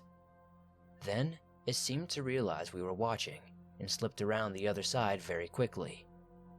It was pale, thin, and shaped like a person with arms and legs just like ours, and sort of crawled around instead of fully walking. It was also quite tall, but it could have been the size of a fully grown person. Many things are tall when you're that little. I can't say for certain anything else about it, because then I think I'd be fishing for details I can't totally confirm. Those things, though, are what has always remained clear and consistent in my memory. If we had a good look at his face, that detail would be lost to the ages. I know, according to my mom and aunt, that we made a very big deal about it after the whole thing happened. That my cousin and I became immediately unsettled, and that both adults may have seen something but refused to acknowledge it. I would like it if someone could help me figure this out. I am 100% sure we saw something that day. It was a big enough deal that we assigned immediate importance to the Big Rock, and we even named the creature. We used to call it Old Man Boney. For background, this happened in the Adirondacks of New York near Lake George sometime in the early 2000s. It was during the summer. The area is relatively quiet now and was even quieter then, with a fewer vacation homes on that road. It is also a wooded area.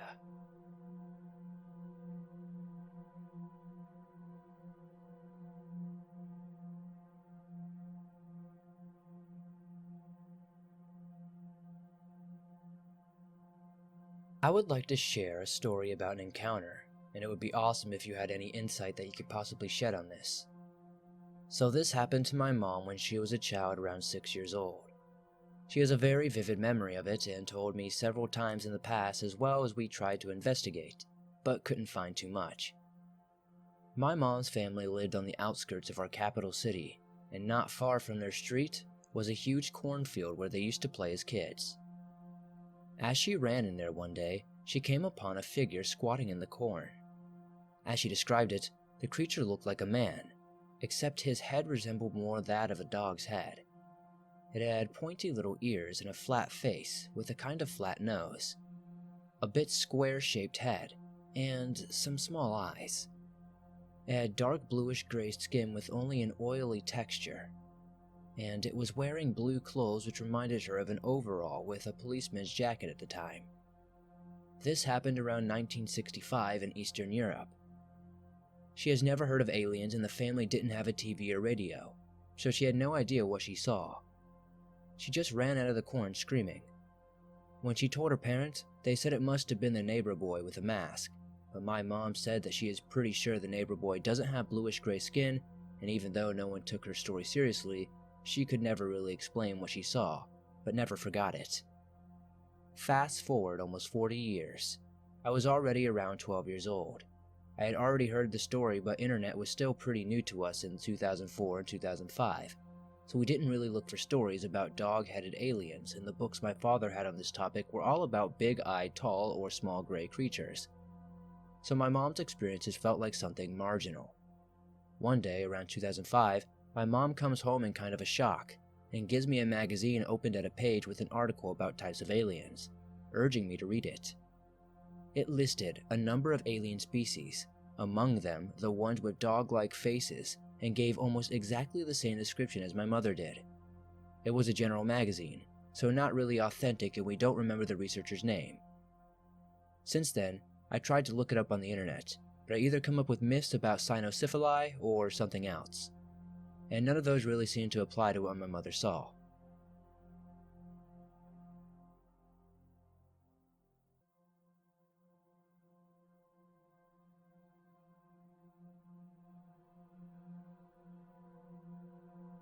I've seen this creature for a number of nights now on my way home from work. The first couple of times I just saw the reflection of its eyes by the side of the road before it skitters away out into the woods. At one time I saw it peeking its head over the side railings along the dark mountain road I drive home on. If I am to try to describe the creature, I would say that it's about 40 to 50 centimeters tall, with a big round head and large green eyes reflecting the lights from the car. It looks like a small monkey without a tail, and I think it has dark brown or black hair that covers its body and head. The thing is that there is no wild animal in Sweden that is known that fits that description of this creature. My best theory is that it is a troll or some sort of goblin. I have heard stories of goblins that live in the woods and burrows along creeks, but I never thought that I would see one, or at least I think it's a goblin. That is the only thing that makes sense about this, for as much sense as I can make of it. It's hard sometimes to believe your own eyes when you're faced with something you never thought you'd see or something you didn't think could exist. At first, I thought it was a cat or something smaller, because the first 2 times I saw it, I only saw its eyes. Thinking it a cat in this situation is something any rational person would think. However, as I saw more and more of it, I seriously started to doubt that it was a cat. Today, I was driving home on the same road, and my doubts were proven right. I saw it sitting on the side of the road just as I came around a bend, and had to brake as hard as I could. When the car came to a halt, the creature was about 4 meters away from my car, and I could see its eyes were staring straight at me. I felt like I became paralyzed by fear, and I could feel my heart pumping. It just sat there for a minute or two, just staring at me with those big green eyes, like it was trying to figure out what to do next. Then it turned around and ran out into the woods, and I lost sight of it. I sat there for a while trying to understand what I had just saw, but I couldn't wrap my head around it. I don't think I will be doing much sleeping tonight. I will probably just be thinking of that creature and if I will see it again. I'm not sure what I saw tonight, but I think it might have just been a troll or something like that. There are many stories about trolls and goblins living in forests around here, and if anyone has encountered a similar creature here in Sweden or in any other country, please share your experience or knowledge about what it might be. I'm genuinely curious to know if any of my theories are potentially right.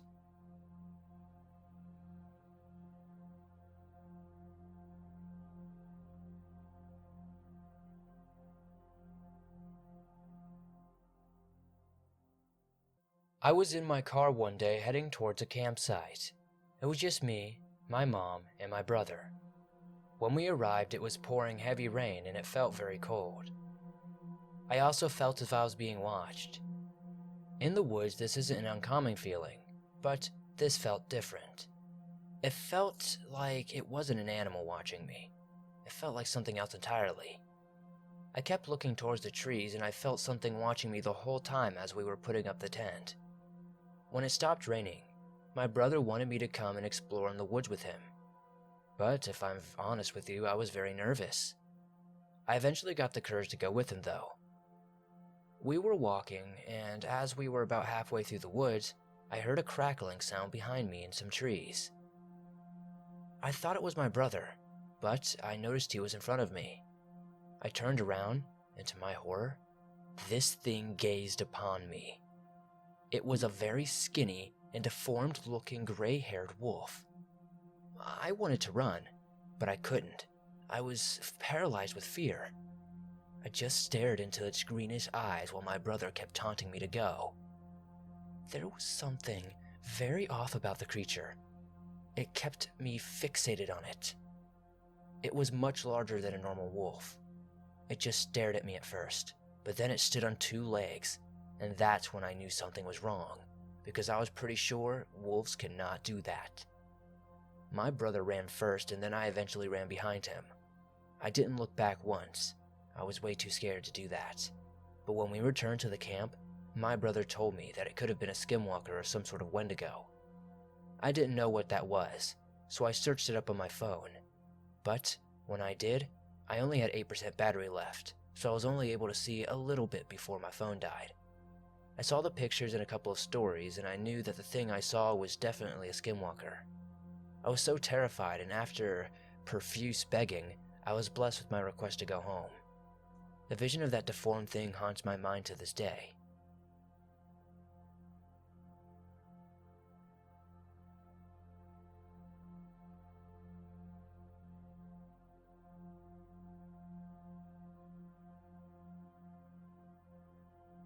This happened when I was around 6 or 7, I believe.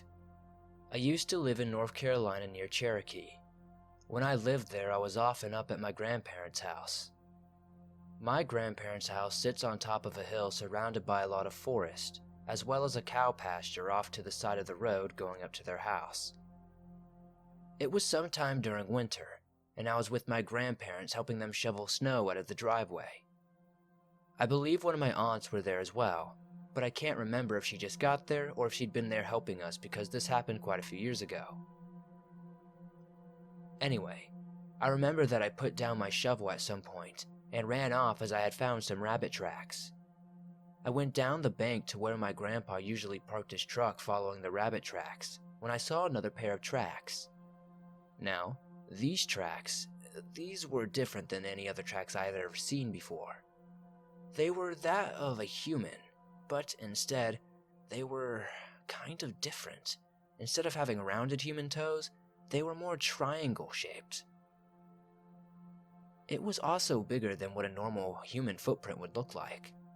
Now, me being one of those kids that watch shows like Finding Bigfoot, I thought perhaps it was a Sasquatch footprint, but the triangle-like toes or whatever, they put me off of that idea. I remember running up the bank to my aunt and grandparents and I immediately told them what I had found, but I don't think they really believed me, even though I had shown them the prints. A few years later, I remember bringing this up to some of my friends that I had at the time. I even went as far to draw a picture of what I remember the tracks looking like, but thought of them suggested maybe it was a bear. I knew for a fact there was no way this was a bear track. I knew that bear footprints looked like, and whatever made those were not bear because first of all, the footprints looked like whatever this thing was walking on 2 legs. Second of all, it couldn't have been a bear because my grandma lives in an area where there are no bears around and there haven't been for years, as they had been hunted or chased from the area. I'm still not sure what those footprints could have belonged to for sure, but over the years I've had a few more strange encounters. While they're nothing quite like this one, they're still intriguing to me and they keep me thinking about what could be lurking out there in the darkness, just beyond my grandma's house.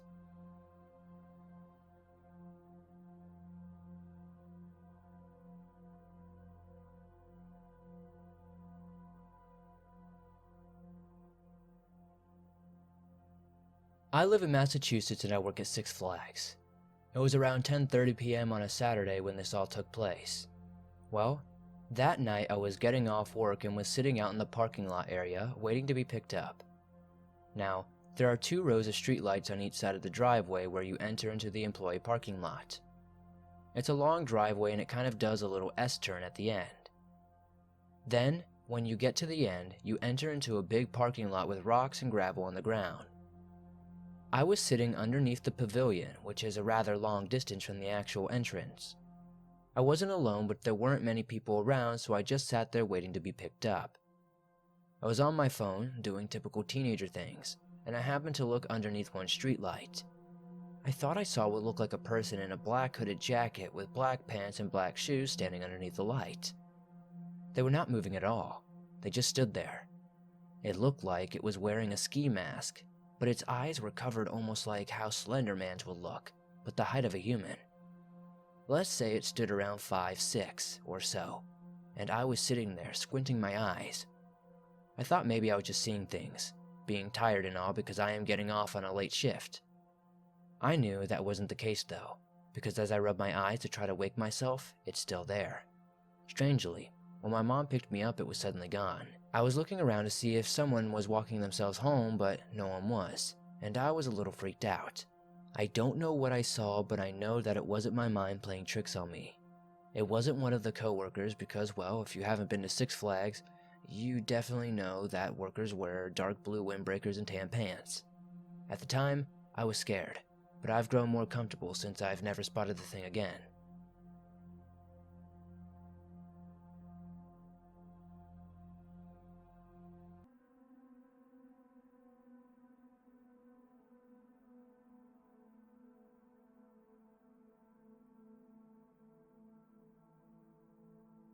My name is Ramsey, and I live in the mountains of Tennessee in the middle of the woods. I've always loved the woods and the outdoors for the most part, but after what I and my friends went through, my love for the woods dwindled. So to set the scene, my backyard is nice for setting out at night and looking at the stars, listening to birds and such. But one night last year it was me and two friends. Their names were Thomas and Joe. It was late, about 10 or so it was already dark out, and we were talking and laughing when a smell I can only describe as dead, rotting meat crept around the area. It was horrible, and my friends looked at each other and said the usual, "Ew, gross, you smell that?" or "What the heck?" I immediately became alert and told them what was going through my mind. "Guys, that smell just appeared out of nowhere." They looked at me a bit serious after my statement, and started looking around as well. It was dark, and we had a fire as well, but it didn't help much. As we glanced around, the smell disappeared, and so did our interest. We began talking again, thinking nothing of the smell, until we heard a faint snap in the woods to our right, and the smell of death crept over us again. We quickly ran inside to grab lights to go check out the sound and smell as we were curious. So Thomas grabbed a 20-gauge shotgun we used for property security in case it was an animal, and we set off into the woods in the direction of the sound. The air was clean, no foul smell or anything. Even going deeper in, nothing changed, so we said, "Yep, it's gone, no need to go deeper." We had walked for roughly a mile or so before we started back. Soon, it got really quiet and really cold, so we instantly look around as a very uneasy feeling hit us. The horrifyingly hot smell of rotting meat and flesh washed over the woods, and then my light shot over something in the bushes. It was hunched over, with its back towards me. All I could make out was the size and color. It was huge. It had to be at least 500 pounds, and black. When my light hit the creature, it turned its upper body to look at me. Its eyes were white. Soon after I saw them, the creature smiled, and that's when I screamed, "Bear, bear, turn back now!" We started sprinting through the woods back in the direction of the house, Thomas in front of Joe in the middle and me in the back. As we ran, I heard the creature behind me panting and grunting. I was sure it would grab me and pull me back, but my chubby legs kept going until, bam, I had tripped. I heard it slow to a stop, but I couldn't see it. My light was smashed, but it stopped. It was there. Thomas out of nowhere pulled a pump back on the shotgun, and that's when I heard a low rumble, kinda like a crocodile's bellow. I heard the creature turn and walk away. It didn't run, but it walked as if it was not fazed. We were still terrified, so I got up and ran with my friends all the way to the house. When we arrived, we caught our breath, and Joe and Thomas were excited now that it was over. To them, it was a bear, and the fact that we were all alive. I never told them what I had actually seen. I think it's better that I don't talk about it, so they don't think I'm high or lying or anything. It's been a few weeks now, and I can't stop thinking about it. Was it Bigfoot, a skunk ape, or what? I honestly don't know, but I wish I did.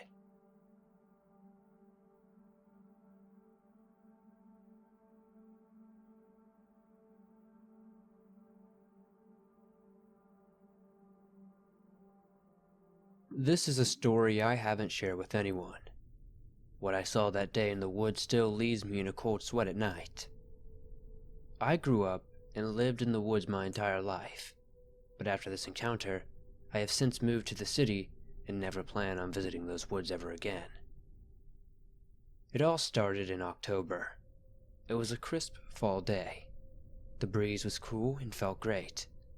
so I decided to take a chance and take a nice walk through the woods behind my house. I have hiked, hunted, played, and everything else you can imagine in these woods my entire life. Usually you don't see much of anything aside from the occasional deer and squirrel around here. I followed a small trail me and my father made a few years back. This trail leads you into the woods for about a mile and ends at a small pond that is settled in a clearing.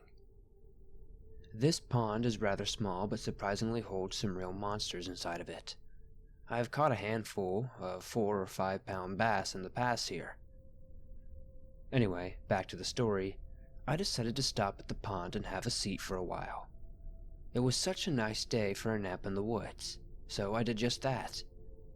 I fell asleep rather quickly and had a nice little dream about fishing the lake and catching a real monster bass.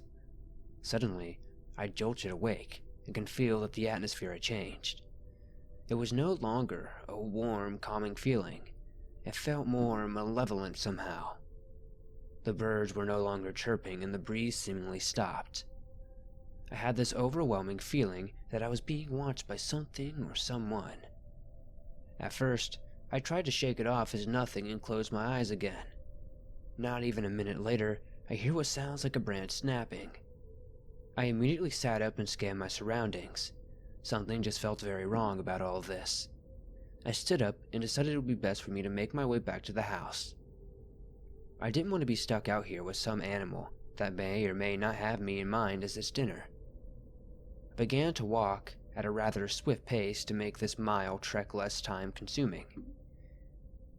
Honestly, I am unsure if it was me freaking myself out or if it was something actually stalking me, but I had the strongest sensation of being watched.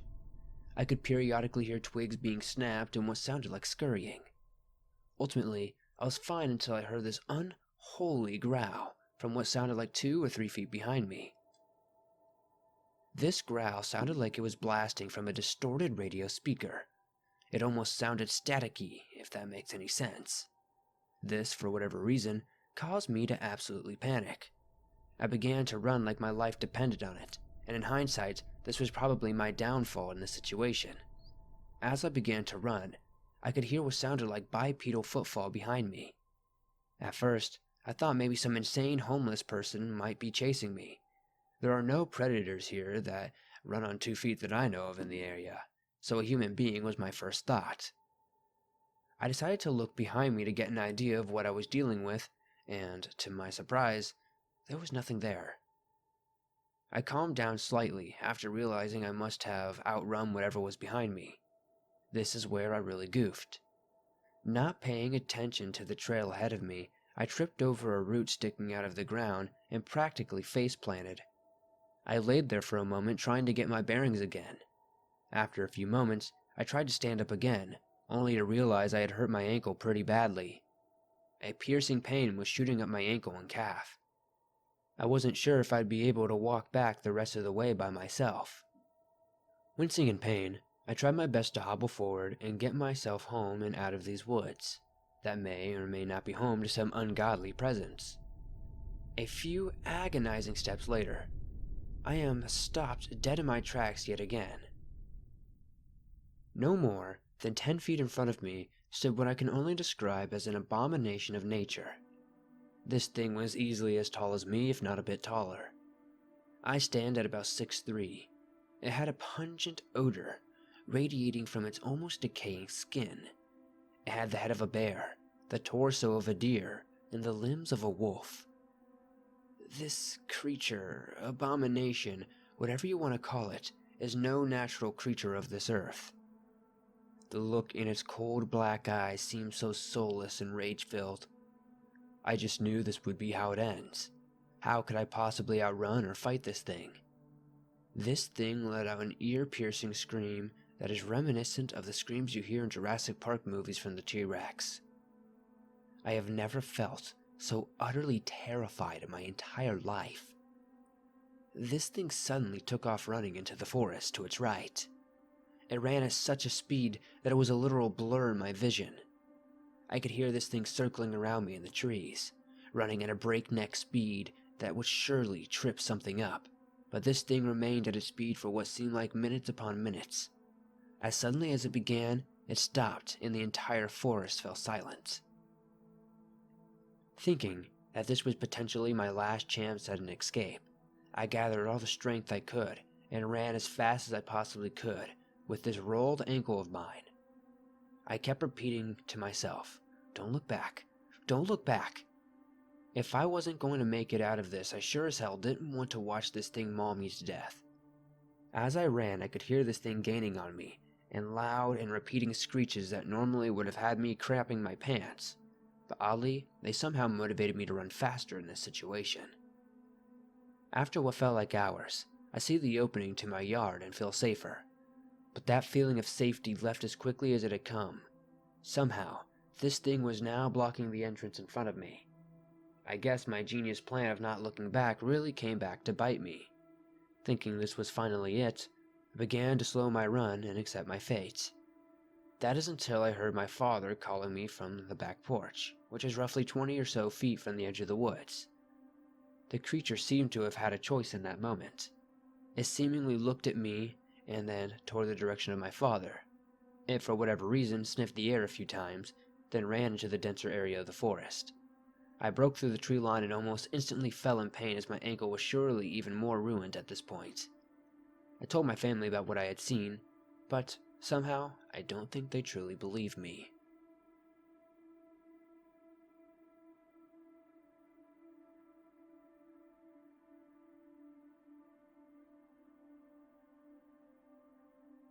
My 11-year-old self and my family, one younger sister who was 9 at the time and my older one who was 17 and the oldest who was 21, my mom and dad went for a week-long trip to a small, 2-bedroom hunting cabin that had property of about 100 acres in South Iowa. My dad and I would usually go hunting whilst my mom and the others would stay curled up at home. I, my 9-year-old sister, and 17-year-old sister had to sleep outside in tents. My sisters had the 2-man tent whilst I had a swag. At about 6 a.m. on the 4th night, I was coming out of the cabin from going to the bathroom when I saw this starving-looking creature, easily 2 meters tall with a deer skull as its head. It had the biggest set of deer antlers I have ever seen. It was sniffing around my sister's tent, so being the protective brother I am, I pull out the hunting knife I always carry on me and charge at it. It must have seen me, 'cause it turned and bore its razor-sharp teeth and at least 2-inch claws at me. I continued, and it saw I wasn't backing down, so it let out the most agonizing screech I have ever heard. I instantaneously collapsed on the ground, covering my ears. I watched as it slowly jerks itself towards me. If it wasn't for my dad putting a bullet straight through its shoulder, I'd probably be dead. The screech intensifies and my ears begin to bleed and my dad puts the second round straight through its head. The creature sways and then turns and runs into the woods, but it didn't run like a man. It ran like an antelope, taking strides easily 5 meters at a time. All through the next day, my dad and I searched the woods following the blood trail, but we found nothing that day. We booked a flight back to Australia soon after, and we are never going back to America. I don't know what that thing was, and I was hoping that you could tell me, because the screech that it let out, and its dead black eyes will forever haunt me, along with its jerky movements. How could something survive a headshot like that? This is stressing me out all over again. Please give me some information on what it is if you have any, and thank you for sharing my story.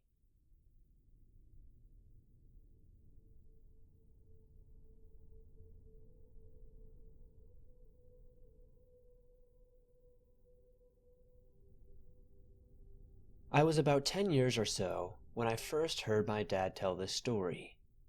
He begins telling this story one evening while he had some friends over, and they had been reminiscing about old times. Now, I must say that my dad used to drink, and this story happened with his drinking buddies. This would have been in the late 70s to early 80s. My dad was an avid hunter. On this particular evening, he went out with 5 of his friends. The area they went hunting borders National Forest Service known as Charlie's Creek, which is located in the extreme North Georgia mountains. This area was and still remains accessible only by 4x4 vehicles or ATV. They meet back at the old Jeep Wrangler at dusk to start the long journey out of the woods. Now, none of them had any luck that day, so they had some beers and headed out of the woods. The road has never been paved, so it's very rugged. Dad said they had not been driving but a few minutes when they heard a weird blood-curdling scream come from behind them. The noise shot shivers up his spine. He thought to himself maybe it was the beer that he had consumed messing with his mind. About that time, one of his buddies asked if anyone else had heard that sound. Then, another blood-curdling scream echoed throughout the valley. The driver came to a stop and they looked around the darkness to see whatever was making the skin-crawling scream. Dad said the glow from the taillights revealed a set of glowing red eyes illuminating about 5 feet from behind the Jeep. Dad said it was light-colored, if not totally white, frozen, just staring at the men, staring back at whatever this creature was. One of Dad's friends let out a growling scream to scare it off into the darkness. Instead of scaring this thing, the creature mocked it back in the same sound, without hesitation. The driver took off and the animal proceeded to follow. Dad said that about every 5 minutes the creature would scream, sounding just like the friend did in that last scream. When they would have to brake, they could see its red eyes staring back at them. It never got closer than approximately 5 feet, though. Then, another one of the men let out a different sounding scream, and the animal repeated it right back at them, once again. My dad said they all took turns making animal noises, and each time the animal would sound eerily similar to how each man sounded. They were thinking at some point this was a panther, but was confused about how it seemed to mock each man when they hollered at it. Also, panthers are not native to this area. When someone asked Dad to describe and compare the sound to something, he said it sounded like a woman in distress or a child in pain. After about 20 minutes of this animal following my dad and his buddies out of the deep dark woods, they reached pavement and civilization. Dad said the driver had been driving about a half a mile or so, and would stop the taillights to reveal that the animal had stayed behind them, as none of the men had flashlights. Once again on the pavement, the driver stopped again, and it sounded this time like the creature had hooves. They had not noticed this distinct sound before because of the dirt road they had been on. They continued to drive about 5 miles per hour just to see how far this creature would follow them out of the deep woods.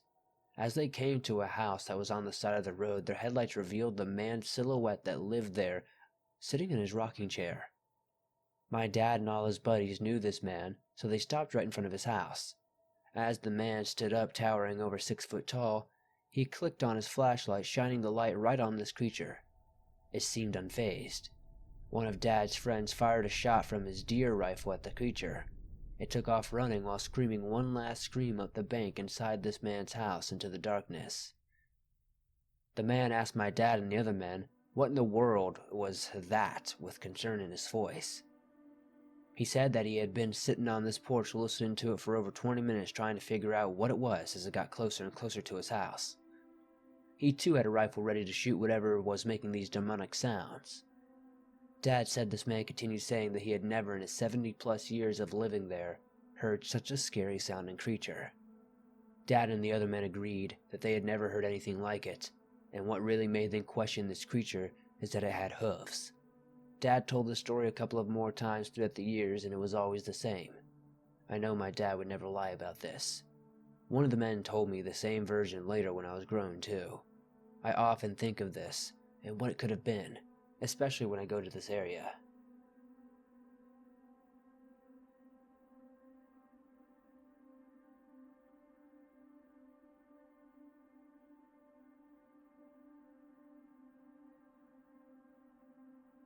My brothers and I are huge fans of the channel and listen to almost everything you put out. We had this creepy encounter which sounds somewhat like a skinwalker, but this was in southeast Queensland, Australia. My twin brothers K, I, and L grew up on the east coast of Australia, not far south of Brisbane. We regularly hung out with our mates from down the road, M and C. Their family were the caretakers of 40 acres of land, most of which were mangroves and swampy bushland. We did heaps of things on the property. We rode motorbikes, shot films, burned stuff, and played some after-hours games like Spotlight and a Commando Bush version of hide-and-seek called Hunters. This happened in October 2018. It was nearly 11 p.m. one night, while we were playing this game on the motorbike track surrounding the forest of M's property. There was a few of us at the time, including myself, my twin brother, and my old friend S, whom we haven't seen for many years. M and C, their mate F and cousin J, were also there, and my partner at the time, A, was also there. It was a moonlit night, and visibility was pretty high without any torches. After a few easy rounds of following the giggling and stomping in the bush, it was finally my turn to be the hunter. I squatted on the ground and waited for everyone to hide. Listening carefully as I did, I noted that a few people went into the bush while most of them ran up the track towards the house. I thought it best to follow the group that went to the bush, as they were alone and probably smarter and a greater asset. After silently stalking the people into a clearing, I lost sight of them. I stood there for some time. Now this next part is from my brother's perspective. We had played a few rounds and I was usually last to be caught. I liked the time between hiding and being caught, as I always got to just lay in the grass or cover myself with branches and just take in the night air and gaze at the stars. But this night, after the second round started and I was hiding for nearly 20 minutes, I was gazing at the stars and I started thinking of all the YouTube stories I'd been listening to. Stupidly, I thought at the time, all of a sudden, it got pretty darn quiet, and I felt like someone was out there. It couldn't have been L, as he was seeking at the time, and he had already run right past me. Now, the rest of the story will be back in my perspective. My brother whistled at me, laughing. He explained how he was getting tired of sitting in the spiderwebs. I suggested that he would take the folks that went up to the house while I went after the other ones in the forest, as I could hear their voices. He looked confused and informed me that there was no one else here. I shrugged it off and told him that I could hear giggling deeper in the trees and began walking through the shrubs. I noticed a foul stench and thought it was probably the swamp. I followed the voices deeper and deeper into the bush. The ground was turning muddy and the trees turned into swampy reeds and mangroves. The childish giggles were leading me deeper and deeper into the marsh. I thought to myself how strange the voices seemed to be carried on the wind, as if the people I were pursuing were moving much faster than I could. I was standing on the edge of the swamp, the last patch of grass looking into the lump of trees about 10 meters away, when everything went dead quiet. It sounds cliche, but you don't know how it feels until you experience it for yourself. It was as if reality had come to a grinding halt, and all my senses were on full alert. I froze. I felt as if someone was watching me, and my heart began to race. The only thing that seemed to break the trance was my brother's voice a few meters behind me. Suddenly, a bird flew from the trees, making a screeching sound as it flanked me and disappeared into the black. I looked at my brother and remarked, "Oh my God." As we looked at each other, we heard an ungodly, piercing scream from up at the house. It was like the echo of at least 10 children squealing, mixed with the sound of a car tire, echoing from over 100 meters over the field. We ran as fast as we could up to the house. My brother and I found the rest of our friends huddling in the front seat of their dad's utility truck with the doors locked. When we asked them if they were screaming or what was making that noise, they looked angry at us and told us to stop pranking them. "Seriously guys, cut it out. It's not funny," one of them said. We spoke our honesty, telling them we had come running to see if anyone was hurt. Everyone looked confused and generally freaked out, so we all went inside and sat down. After convincing everyone that no one was playing a prank, we decided to go out and look for anyone in the surrounding streets that may explain the childish, ghostly screams. They were dead quiet, as expected nearing midnight. There were also no houses near to our mate's house except for one which had burned down and had to be cleared thereafter. My twin brother and I did some research on Australian encounters with creatures. He is a big fan of the Swamp Dweller channel and stories and soon he introduced me to the swamp. My brother said it's striking how similar some of these stories are to our experience. We found some stuff about the lost generation of Aboriginal children and the various stories and encounters of their ghosts, but one line stuck with me forever. In regards to Aboriginal folklore and cryptids, it is not the ones they tell you about you should fear, but the ones they don't, or rather are not allowed to tell you about.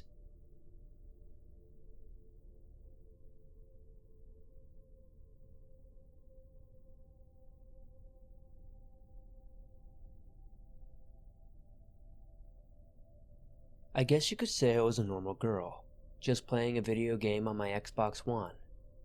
My feet were propped up on my electrical fireplace. I hadn't heard of skinwalkers or wendigos unless you count the wendigos of Until Dawn. To be honest, I still don't know exactly what they are. Anyways, I'll get back to the story at hand. I was sitting on the floor with my headphones on as heat kicked up on the electric fireplace, playing Ark Survival Evolved on my Xbox One. I'd been flying around in Ragnarok, chilling on my lightning wyvern with my jerboa, when suddenly I hear loud banging. It was like someone or something was trying to bust open my door. Initially, I shrugged it off, continuing my flight back to base to grab my rock drake that I had bought from another player, when I heard it again. Louder this time though, almost filling my ears. My cat, Yara, who had been sleeping on my chest, stood up. She looked kinda shaken and kinda disturbed. Me, being the 13-year-old female I was extremely sensitive there and yelped in pain, only to hear it repeatedly loudly from outside the house. I lived in the basement, so I grabbed my cat, turned off my game, and called for my 7-month-old Malamute Wrigley. I heard her name repeated over and over, but she only barked towards the sound. I snuggled into my blanket and walked upstairs. As I neared closer, the sound was louder and louder. I looked outside and was met with the most horrifying sight I had ever seen in my entire life. Wrigley barked wildly. Yara hissed from my arms. The flashlight of my phone shone into its eyes, showing an animal-like glowing groan on the tight-skinned humanoid. Its jaws creaked open, and almost immediately, it repeated my blood-curdling scream in a throaty voice. I ran back downstairs. I'm still there, rocking back and forth. My animal's next to me. If you know what to do or what I should do, please tell me. The banging is louder and louder. There is a mix of barking and screaming. I'm alone as my parents work night shifts. I've seen a few of your videos, but what happens when this happens? What do I do? Please, somebody, give me some advice in the comments down below.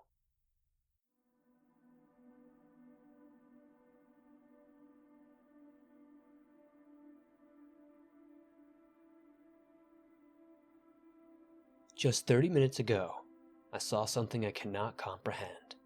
Now, I will explain what happened, but below I will provide some other information why I am dumbfounded, and maybe someone can help me ease this image out of my mind.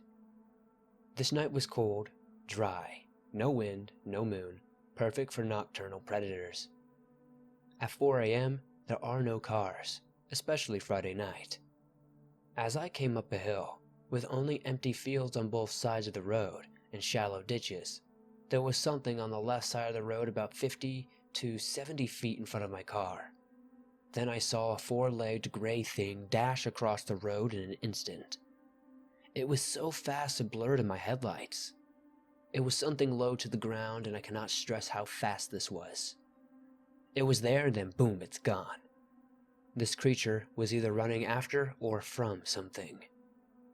I must have gone into an instinctive mode, as I came to my senses 5 miles down the road. Looking at myself, the car was going 80 miles per hour, eyes darting back and forth from the mirror to the road, radio off, and both hands gripping the wheel tight as hell. I tried to relax, but the moment of crossing, whatever that thing was, kept playing in my mind. Now, more details. Driving home from work on the highway going 75, 10 above the actual speed limit, light bees on, no cars in sight, Nebraska winters are mixed bag. Sometimes it is 50 degrees at night and sometimes it's -30. Tonight it was a nice -9. I have lived here for 23 years, the same time, about 45 minutes outside of Lincoln. The drive home is familiar, as I have been down it since the day I was born. I work nights as a tradesman in Lincoln, Nebraska. We get off at 2:30 a.m. normally, but I was close to finishing a job, so I didn't want the daytime people to have to finish it, so I stayed till 3:20. I was drinking an energy drink because I normally go to bed at 8 a.m., and I was sober, so there was no impairment on my eyes. Now, a possible animal explanation was the largest native animals are deer, and mountain lions or cougars, whatever you want to call them. Well, the latter is so rare, especially in my area, we haven't had a real sighting in over 15 years. As for deer, well, they're normally asleep at this time. Across at flat tops or in low valleys near tree lines or brush. Deer are more sporadic during mating season, the rut as we call it, and harvesting season. Well, it's neither of those. Also, deer are less active when it's below 20 degrees, especially when it's close to 0, and when it's cold they normally are in a herd. Plus the animal was faster than all native animals and bigger. The color of gray doesn't match up either. If you made it to the very end, thank you for reading, and thank you Swamp for allowing me to share this on your show. I'm afraid to sleep and I am jumpy as hell now ever since this. Please help me out here, guys. Please comment down below, letting me know what this might have been.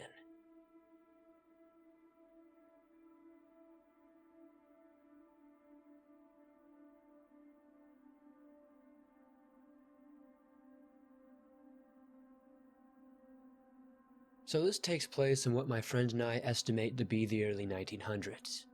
It happened to one of his old relatives, we'll name him Tom, after returning home from a family gathering. In order to get back home, Tom had to traverse a large forested area. Tom did not own a car since this was a very, very rural area in Georgia, so he rode a horse. Along the way, it began to storm heavily and Tom spotted an abandoned chapel that he took shelter in. Not long after entering the chapel, Tom began to hear strange sounds coming from the ceiling of the building. He looked up and noticed something dart across the pillars that supported the church. He ducked down behind one of the rotting pews and continued watching the figure. It eventually came into view, and he got a good look at it. It was large, black, and hairy with long arms that looked to be claws.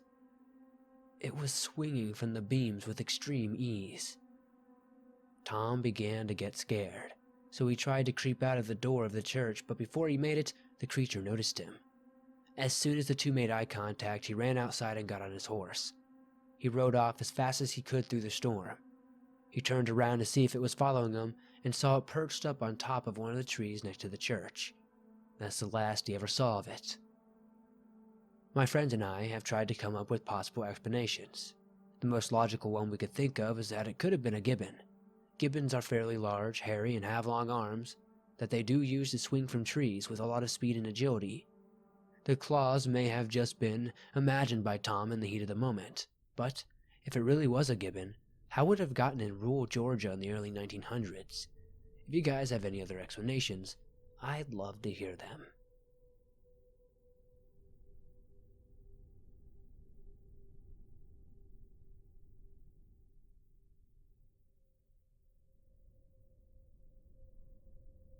A while back, I went with my church youth group on a camp out in the Unitas. They all set up tents and hammocks or sleep in their trucks. Me being the stupid 16-year-old boy from Utah, I completely forgot to pack a tent. All I had was my sleeping bag in my pack. Luckily enough, someone who must have previously camped here set up a bundle of sticks against a pine tree, making a sort of doorway for a little hut-like structure. I squatted down and walked right in. Not too shabby, I thought to myself. There was a lot of leg room. I wouldn't even need to curl up. The roots of the tree bulged out on the ground enough to even grow in a pattern that fit my body shape.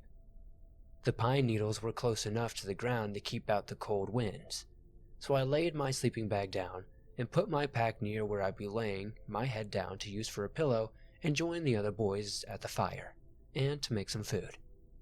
So, that night I was eager to get to bed as I was excited for what we had planned the next day, hiking and shooting clay pigeons.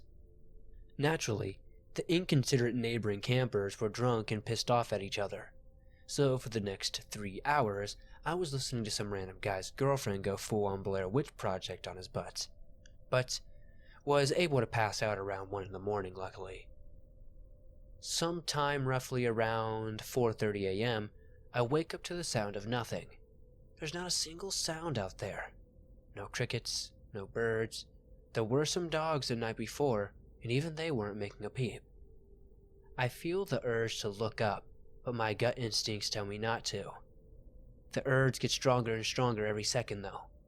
Almost like something was trying to Jedi mind trick me into looking at whatever was above me. I almost have an anxiety attack that would lead me into an hysteria and shortness of breath.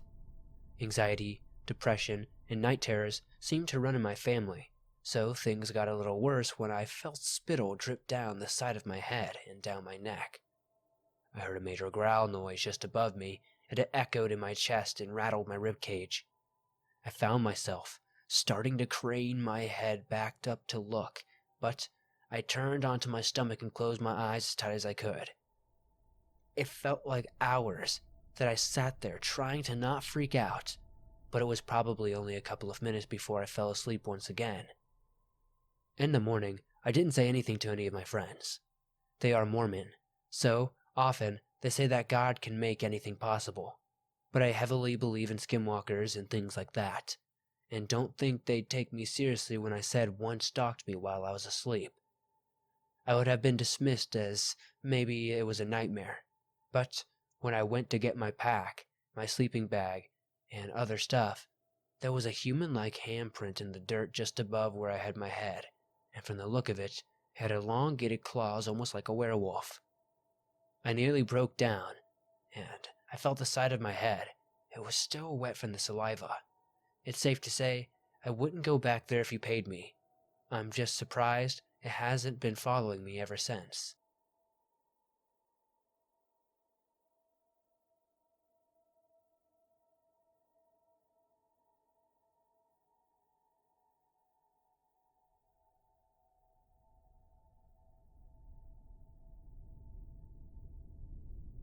About 6 years ago, over the summer of my junior year, going into my senior of high school, I experienced something that I can't quite shake off to this day.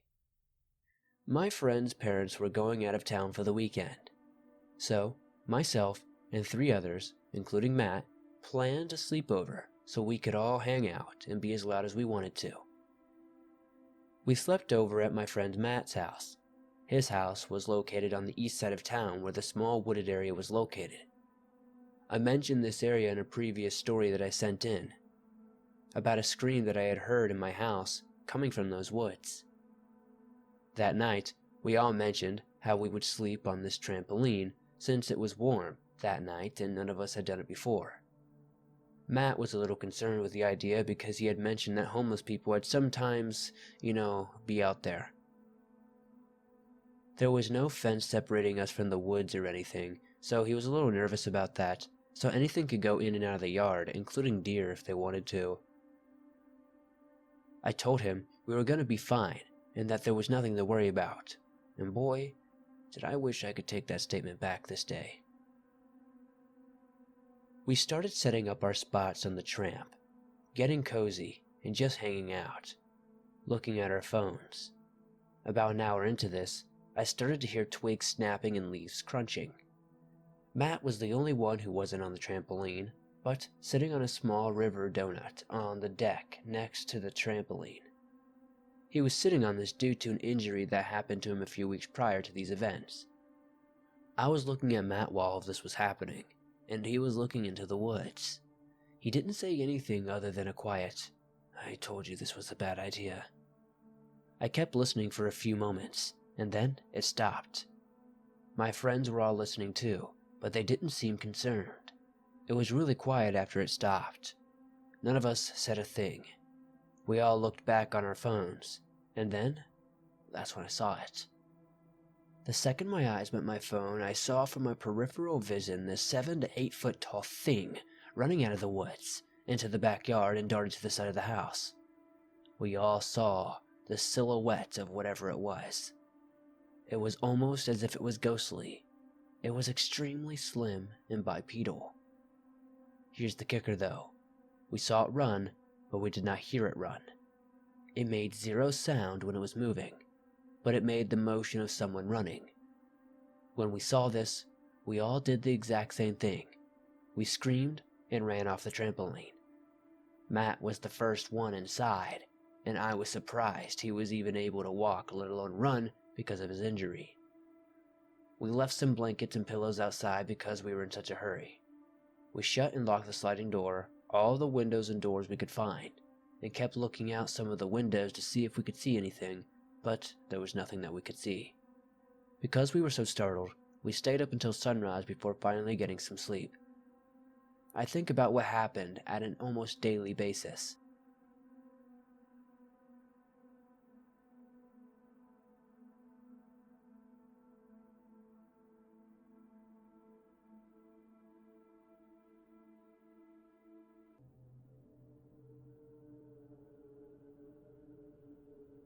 Hello again. I've written to you before, but I can't remember what my alias was, so I apologize for that. I told you about a horrifying scream I heard in the middle of the Swedish woods. God, I can still hear it in my head. It was like someone was screaming from the bottom of their lungs while drowning. But let's not revisit that. It's not what I want to tell you about this time. I didn't think I'd be adding more to the story, but after talking to an old friend of mine, I remembered something else. I wasn't personally there for this incident, but she was live texting me during it. So, she and another friend were hanging out in her room late one winter evening. Her bedroom has a large window. It's so large it's basically impossible to hide from view unless you crouch. The view out is of a hill with a road splitting with 2 rows of houses, so it's not lonesome or creepy at all. It's just poorly lit during the winter, very, very dark at night. Anyway, as they were doing whatever, she spotted something that was barreling down the hill, and it wasn't like anything she had ever seen before in her lifetime. She describes it as a huge black gorilla, which was leaping down the road. It was moving sort of like a gorilla, but too fast, and its leaps were far too long. My friend fell into a panic, and remembered that the front door was unlocked, which wouldn't usually be a problem if what they saw was just a wild animal. That said, something told them to lock that door immediately. Whatever it was had disappeared the next moment, and my friend was too scared to walk down to check the door at first. When they eventually found the courage to check the door, it was slightly open, cold winter air blowing inside.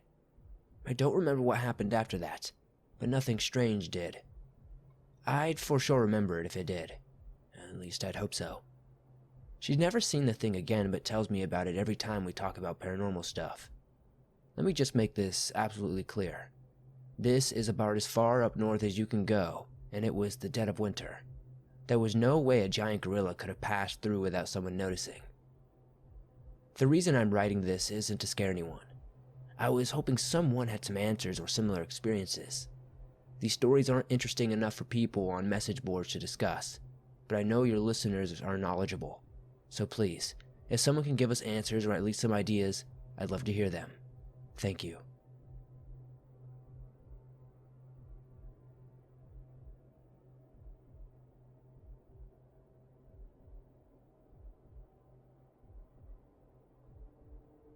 This happened when I was around 16 years old. I was in high school and living in my parents' ranch home in western Pennsylvania.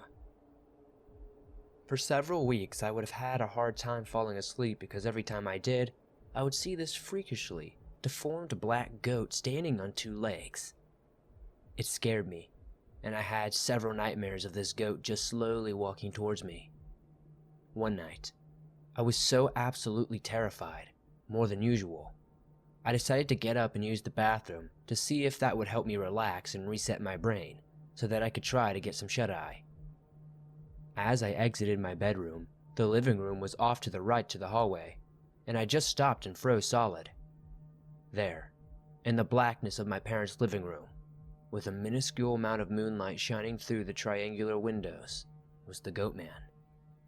He stood roughly 6 foot tall. He was menacing and felt dominating and just gave off this evil presence. The most messed up part about this Goat Man was his front legs or arms, I don't know what to call them. As he stood on his hind legs, his hands, so to speak, were hooves, but his elbows were broken. His hooves were upside down, facing the ceiling, and he was moving slowly, but in a dancing or swaying fashion.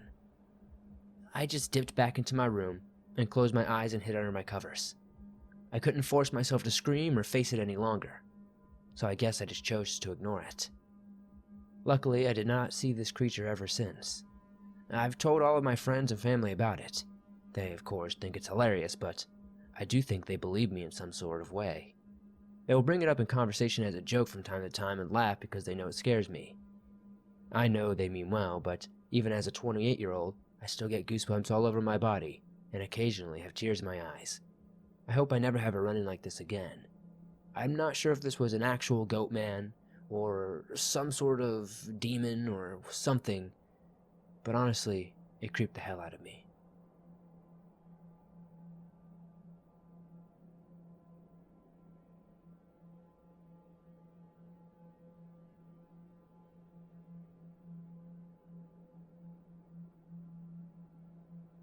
This happened between the ages of 8 and 12 in my old house in southern Illinois. I've always been open to the paranormal, but very, very terrified of it. This all started sometime around 4 in the morning. I would never be able to sleep before then. It was just this odd feeling I'd get. I'd felt a presence of something and it would just drive my brain crazy. My younger brother said he felt it too, but I didn't get along with him very well.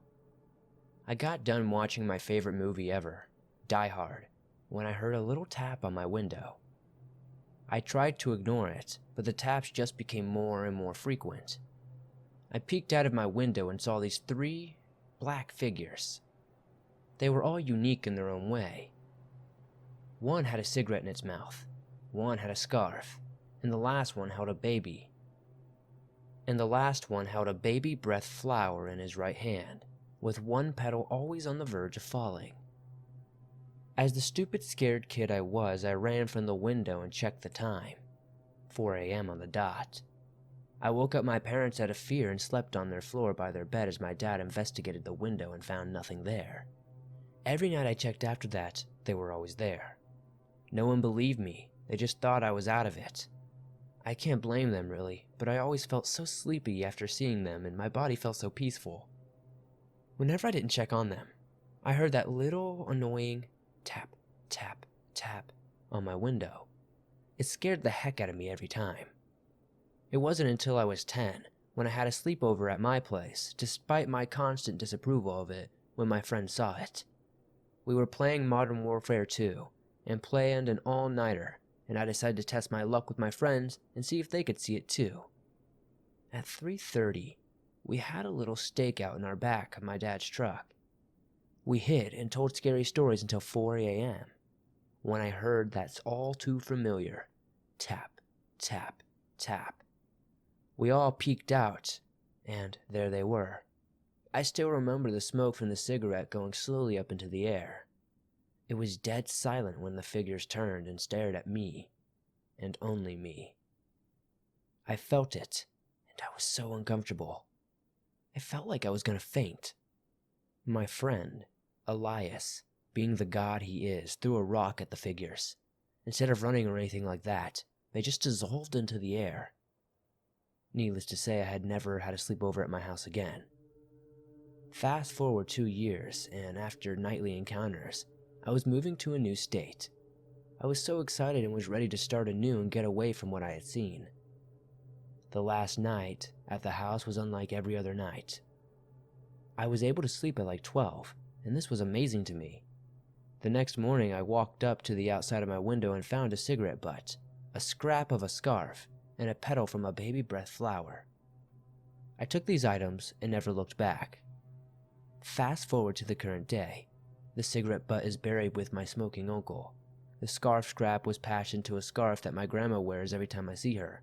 And the flower petal is with my ex-girlfriend who loves baby breath flowers. Unfortunately, this all doesn't stop here, as much as I'd like it to.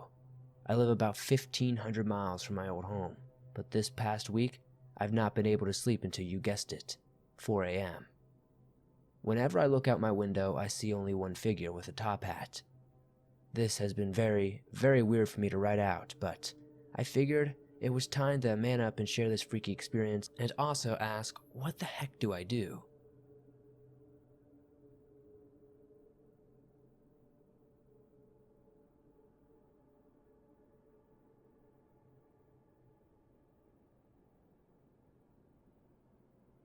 This happened to my mother, actually, and she told me about it later that night.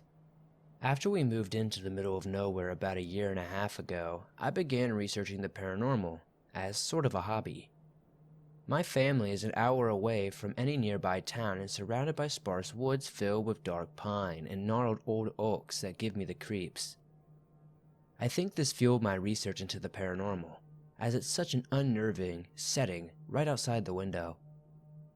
I ended up stumbling across skinwalkers one day in my research and was instantly drawn to them, though I'm not sure why.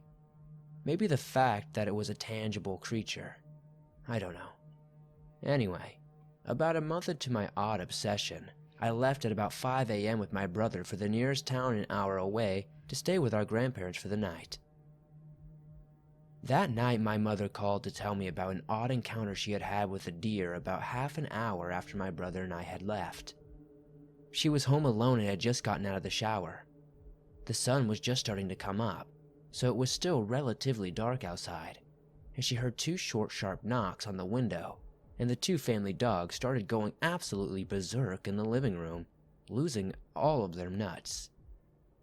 She walked out into the living room and saw a stag standing on its hind legs, peering into the living room window. The family dogs, otherwise good-natured and familiar with deer at this point, were snarling, their hackles raised, and she said she could see the whites of their eyes. When it turned and saw my mom standing there, she said it blew air out of its nose, fogging up the window.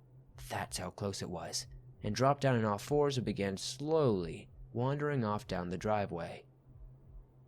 My mom thought she had a rare encounter with a deer and was all excited to tell me about it, since we're both animal lovers, but it made my blood run cold and scared me. Personally, I feel it was well too timed to be a coincidence. I've stopped my research, all of it actually, into anything paranormal. We haven't had anything happen since, but I am sure it must have been a skinwalker coming to possibly send a message to me. Don't meddle in things that you don't know anything about. You might just end up finding what you thought you wanted to find.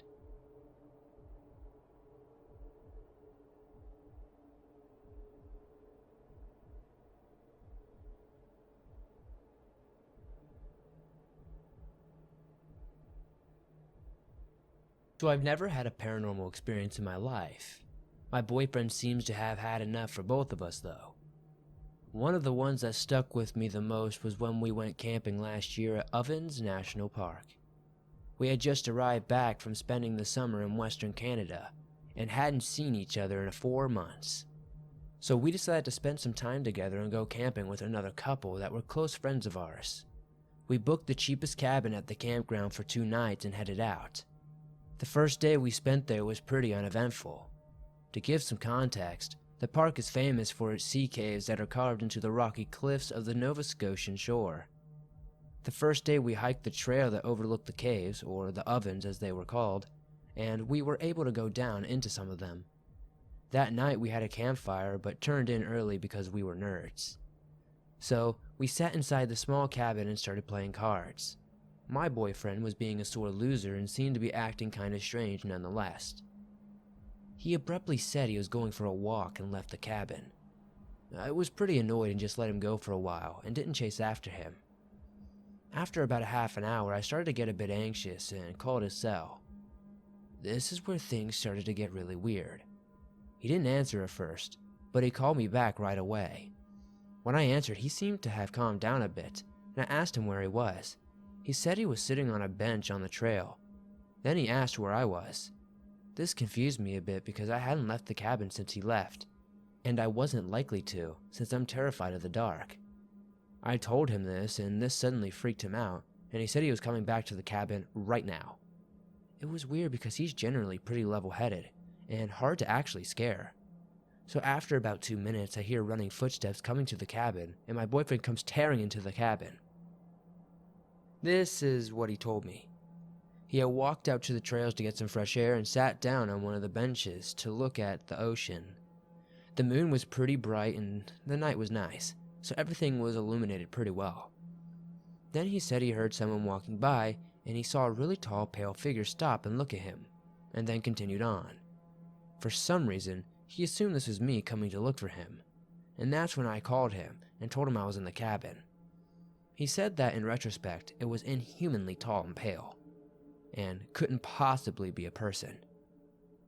He was not himself for the rest of the night and didn't seem normal until lunch the next day. Does anybody have any ideas about what this might have been?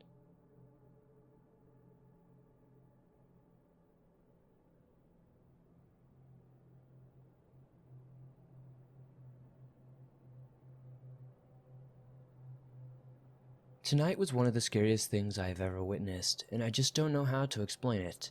It's my second incident with the same thing, but this was far scarier than the first. So the first incident I didn't think much about, because it was last April Fool's Day when the husband and I were driving home from a friend's ranch. Out of the corner of my eye, I saw a flash of white as our lights illuminated something by the side of the road in the adjoining field. It looked like a stark white naked man, but he was running on his hands and feet like an animal, going very fast and parallel to our car, but in the opposite direction. We both saw it and were creeped out, but it was April Fool's and we're in the middle of nowhere in rural Montana. People get bored and do stupid things, and like to take opportunities to spook people. Halloweens get pretty crazy here to say the least. So we figured it was some guy playing a prank, as weird as that may be. Then, tonight happened. I went down the road to where the mailboxes for our street are. It's that rural road delivery setup where you have about 20 mailboxes at the end of a long country road. It's about 200 yards from our house, and the moon's out, so I figured I'll walk over and check the mail, see if my husband picked it up or not. When I get there, I find a neighbor not too far from our front door heading the same way on a walk, so we started talking, and she accompanies me to the mailboxes. I take a peek in the box and find nothing. We continue chatting for a few minutes, then suddenly there's a barking from several of the neighborhood dogs across from us. One at a time, they start furiously barking and snarling, a few of them even howling. My neighbor mentions that there must be coyotes roaming around again. Happens all the time, nothing to worry about. Then, one of the dogs starts howling in pain, almost screaming kind of. Something's not right, and we look at each other thinking the same thing. Time to nope out of there. We start walking back a bit briskly, when she turns to glance over her shoulder for a few seconds and stops. I turned around and I see it as well. It looked like a rather skinny-ish, but stone-white man. But it was not a man. On his feet and hands like an animal. There was no hair that I could see. The light from my phone got him in the eyes for a second and they shone for a second like a cat. There was blood down the front of his jaws. It all happened in like 2 or 3 seconds max. It was very fast. Then he bolted after us and we ran. My neighbor doesn't chain or fence in her dog as we're animal lovers ourselves and like having the extra protection from him wandering as well. She starts yelling out the dog's name and he comes running at it from his spot between our houses. He must have smelled this thing or heard it coming because he made a beeline past us, growling and snarling like crazy. We reached my husband's woodworking shed first, so we hid there, and I locked the doors and windows while she called the cops.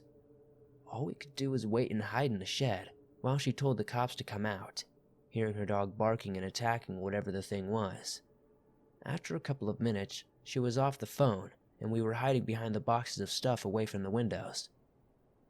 I don't know how long we were there before she whispered that the dog isn't barking anymore. He wasn't making any noise at all. A few moments after that, we heard crunching from outside. Something started scratching slow and hard against the door and part of the wall next to it. I'm not too proud to admit that I peed myself a little bit and had to throw my hands over my mouth to keep from screaming. She was staring at the door, not moving, so I know I wasn't overreacting or going hysterical for nothing. It seemed like forever, but eventually we saw the lights from the cops coming up the long road and the scratching stopped.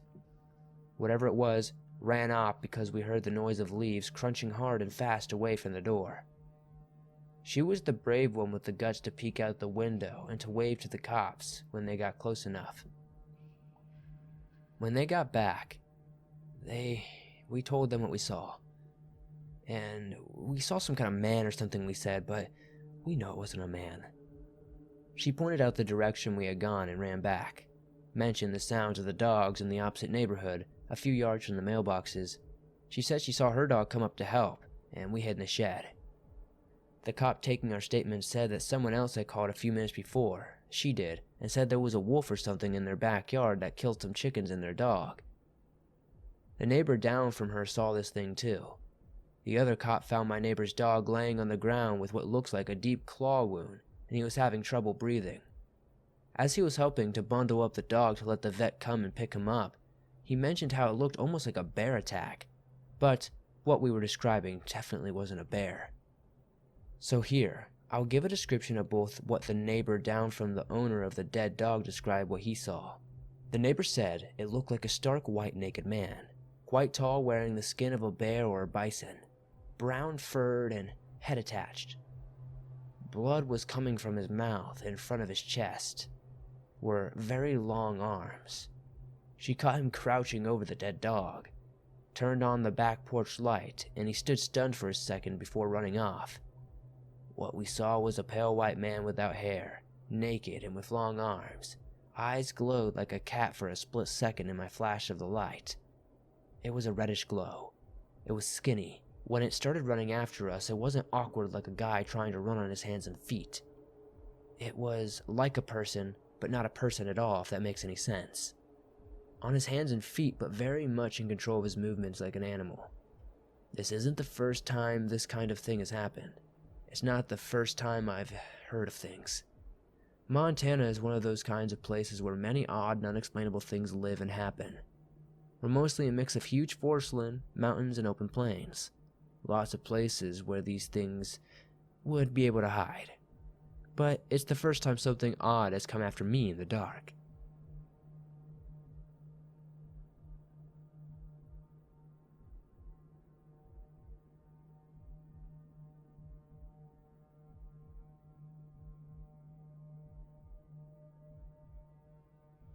I live in a small house near some woods where strange noises are pretty standard.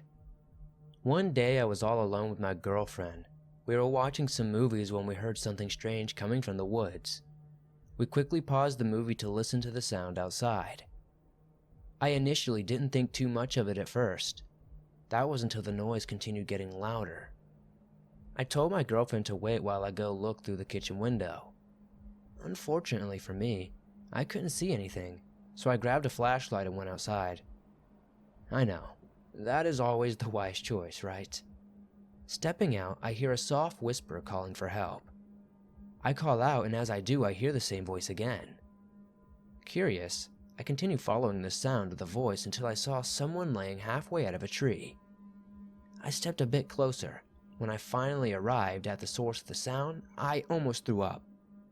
There was what looked like to be a half-eaten deer body. Honestly, I was terrified and just downright disgusted. I looked frantically around when I see what looks like glowing eyes peering from the same exact tree that this body was at. I point the light at it, but as I do, I hear this ear-piercing growl. It's something that I can't even explain. I was frozen in my steps because I was just so terrified until I snapped out of it and ran towards the house. As I busted through the door, my girlfriend looked very worried. She could tell that I was freaked out just by my face. I told her to turn off all the lights and to lock all the doors. After we did, I looked out the window one last time and saw a creature I have honestly never seen before, standing and staring at me with the same glowing eyes I saw in the woods. My heart was racing. I just sat there waiting with my girlfriend, praying that nothing ever came of this, and that this thing would just go away and leave us alone. I didn't want my girlfriend and I to turn up dead or in any way like that half-eaten deer body out there. I don't know. Thankfully, it seems after much hiding and praying, the strange creature or thing eventually went back into the woods, and I haven't seen it ever since then, and hopefully I'll never see it again, and it won't bother me anymore. If anybody at all has any idea what this could have been, please comment down below letting me know.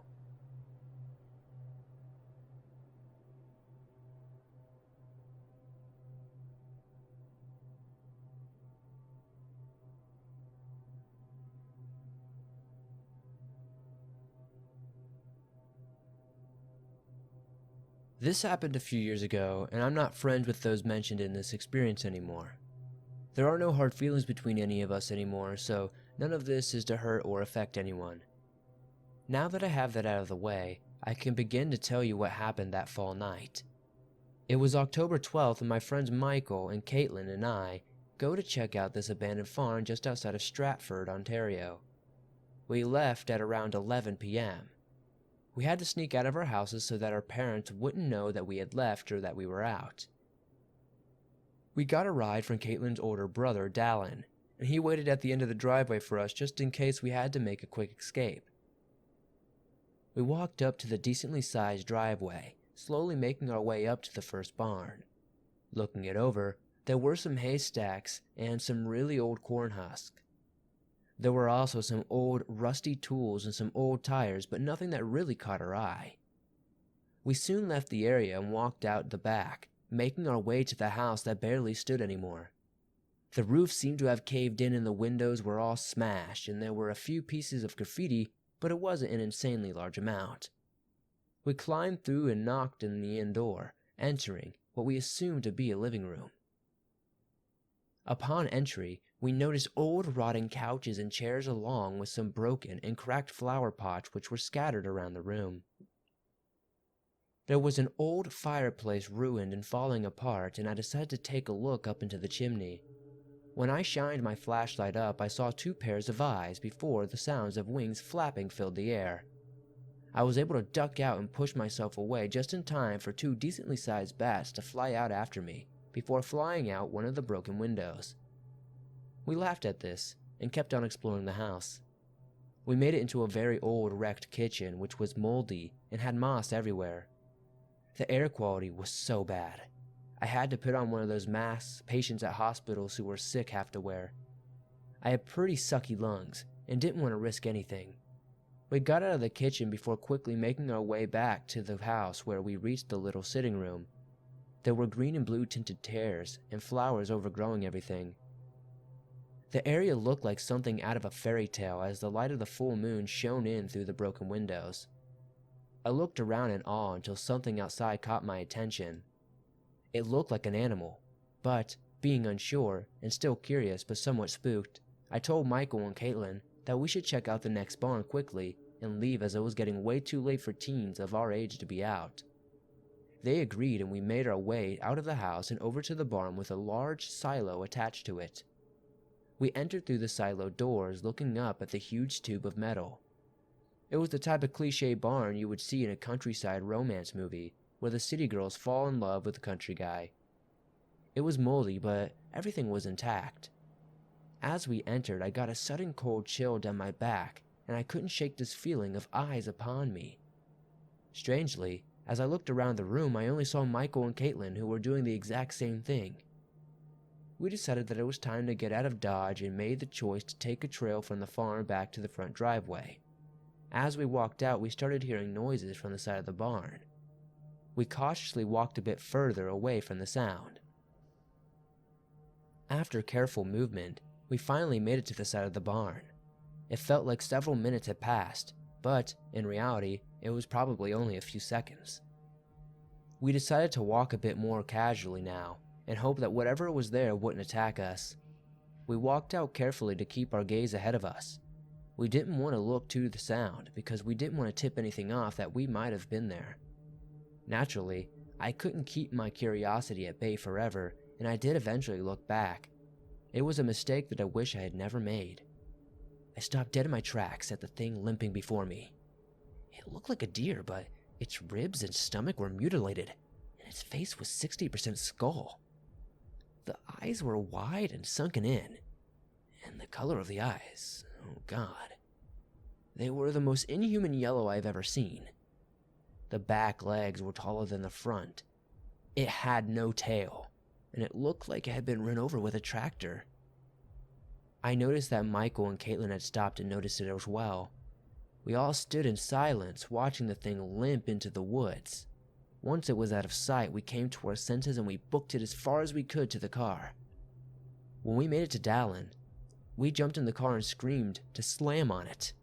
We raced away from that place and never went back. We never spoke about it again, and a year later our friendship fell apart. A couple of years ago, I stumbled upon stories about skinwalkers, and I'm 100% sure that's what we saw that day. There isn't a thing about that deer that seemed normal. It just felt so inhuman and wrong. I hope I never see that thing again, but I really want to go back. Maybe if I do, I'll share my experience of what happens, but I don't think it's worth my life. Thank you, Swamp Dweller, for sharing my story.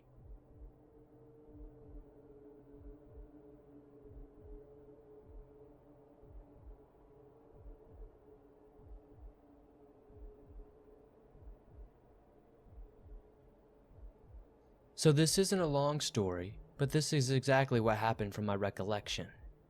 So, me and my friends John, Steven, and Kilby went to play airsoft. Since we are lazy, we decided to play it at my friend Steven's house. Behind his house has a huge forest. We always played airsoft in his backyard. The area we play airsoft in is near a big line of power lines. It has 2 sets of woods on either side on a hill on the edge. The area is also boxed in by cow fences. The area right under the power lines was a perfectly flat field with no grass. We started at about 4 o'clock-ish. We played about 3 or 4 battles until it started to get dark. Since we aren't easily scared, we continued to play for about 30 minutes till it was pitch black. I was deep in the woods and my friends were on the hill shooting at me, and my friend Steven for about 10 minutes. Till my friend Steven finally got hit. So, it was just me and Kilby and John. I got very close to the ground so they couldn't see me. Then I got that weird feeling in my stomach. You know that feeling you get when you're being watched? At first, I ignored it. That's when the feeling got stronger. I stood up and turned around. I saw what looked like a 10-foot tree man. It had like a leaf-like face and 2 bright blue eyes. At first, I thought, meh, it's just a leaf with holes in it. But then I realized it was dark out, so I turned back around and it was somehow closer. It stepped forward and it had a huge smile. I then realized that it started looking at me. That's when its mouth opened. It was just horrible. I wish I could say I charged it, but I screamed like a girl and ran. I was screaming and trying to alert my friends. My friend Kilby is a very paranoid guy, so he provided covering fire and was yelling for me to run faster. We all ran and just continued running. I have never run so fast in my life. My friend John turned around and unloaded his gun and screamed. We finally made it to Steven's house. We booked it into his house and locked all the doors. As we were in the house, we started hearing tapping and banging on the windows and doors. We shut off the lights and barricaded the doors. We played in the dark for about 45 minutes. The noise stopped. We waited for another hour. A painstaking, horrifyingly long hour. I swore I had been there for days. Then we heard a knock at the door. We stayed quiet. Then the phone rang. It was my dad. I picked it up and he said, "Son, would you please open the door?" I went downstairs and opened the door. Sure enough, it was my father. I pulled him inside and closed the door, and he looked at me and said it's time to go. I grabbed my things and ran out the door and hopped into the car. My friends and I kept in contact the entire time. My house is far enough away, so I drove home. During this time, my phone died. When I got home, I charged my phone. I had a total of 90 messages. As I looked through them, my friend John was panicking about how the banging was back and there was a voice like mine outside. He was texting me saying, "You better not be messing with us." I called him and he sounded remarkably calm. He said to me, "Why are you outside?" And I responded that I'm at home and sent him a picture. His voice grew shaky. He was very perplexed on who was outside his window then. I told them to call the cops and hopefully they would be able to figure something out, you know? I know this seems silly, but it had me terrified.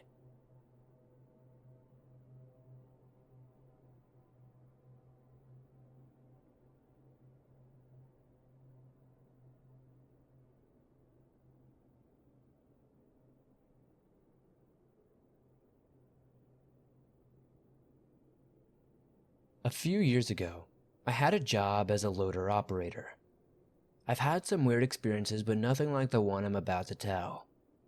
It was a summer night and my shift was about to end when I heard this, what I can only describe as screaming. I thought it was coming from the engine, so I stepped out of the cab and I could hear it again. But this time I could tell it was not the loader.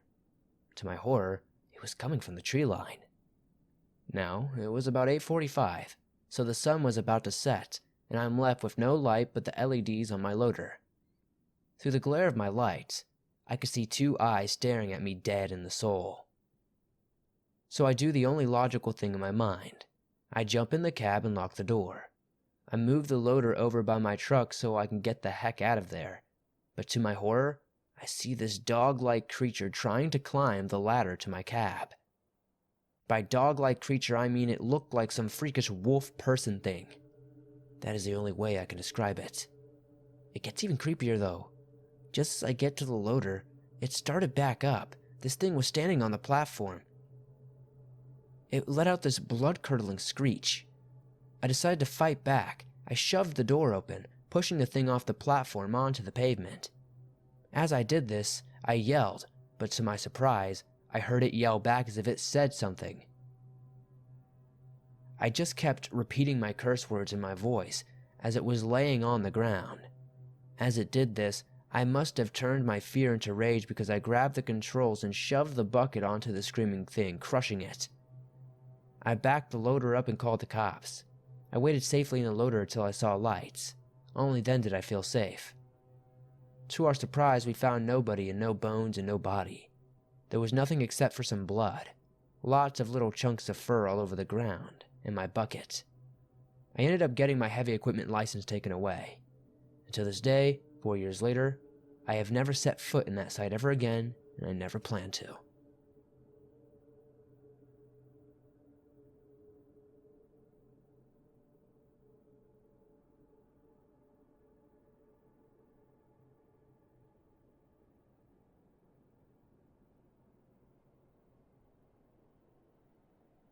Thanks for listening to these creepy, allegedly true cryptid stories.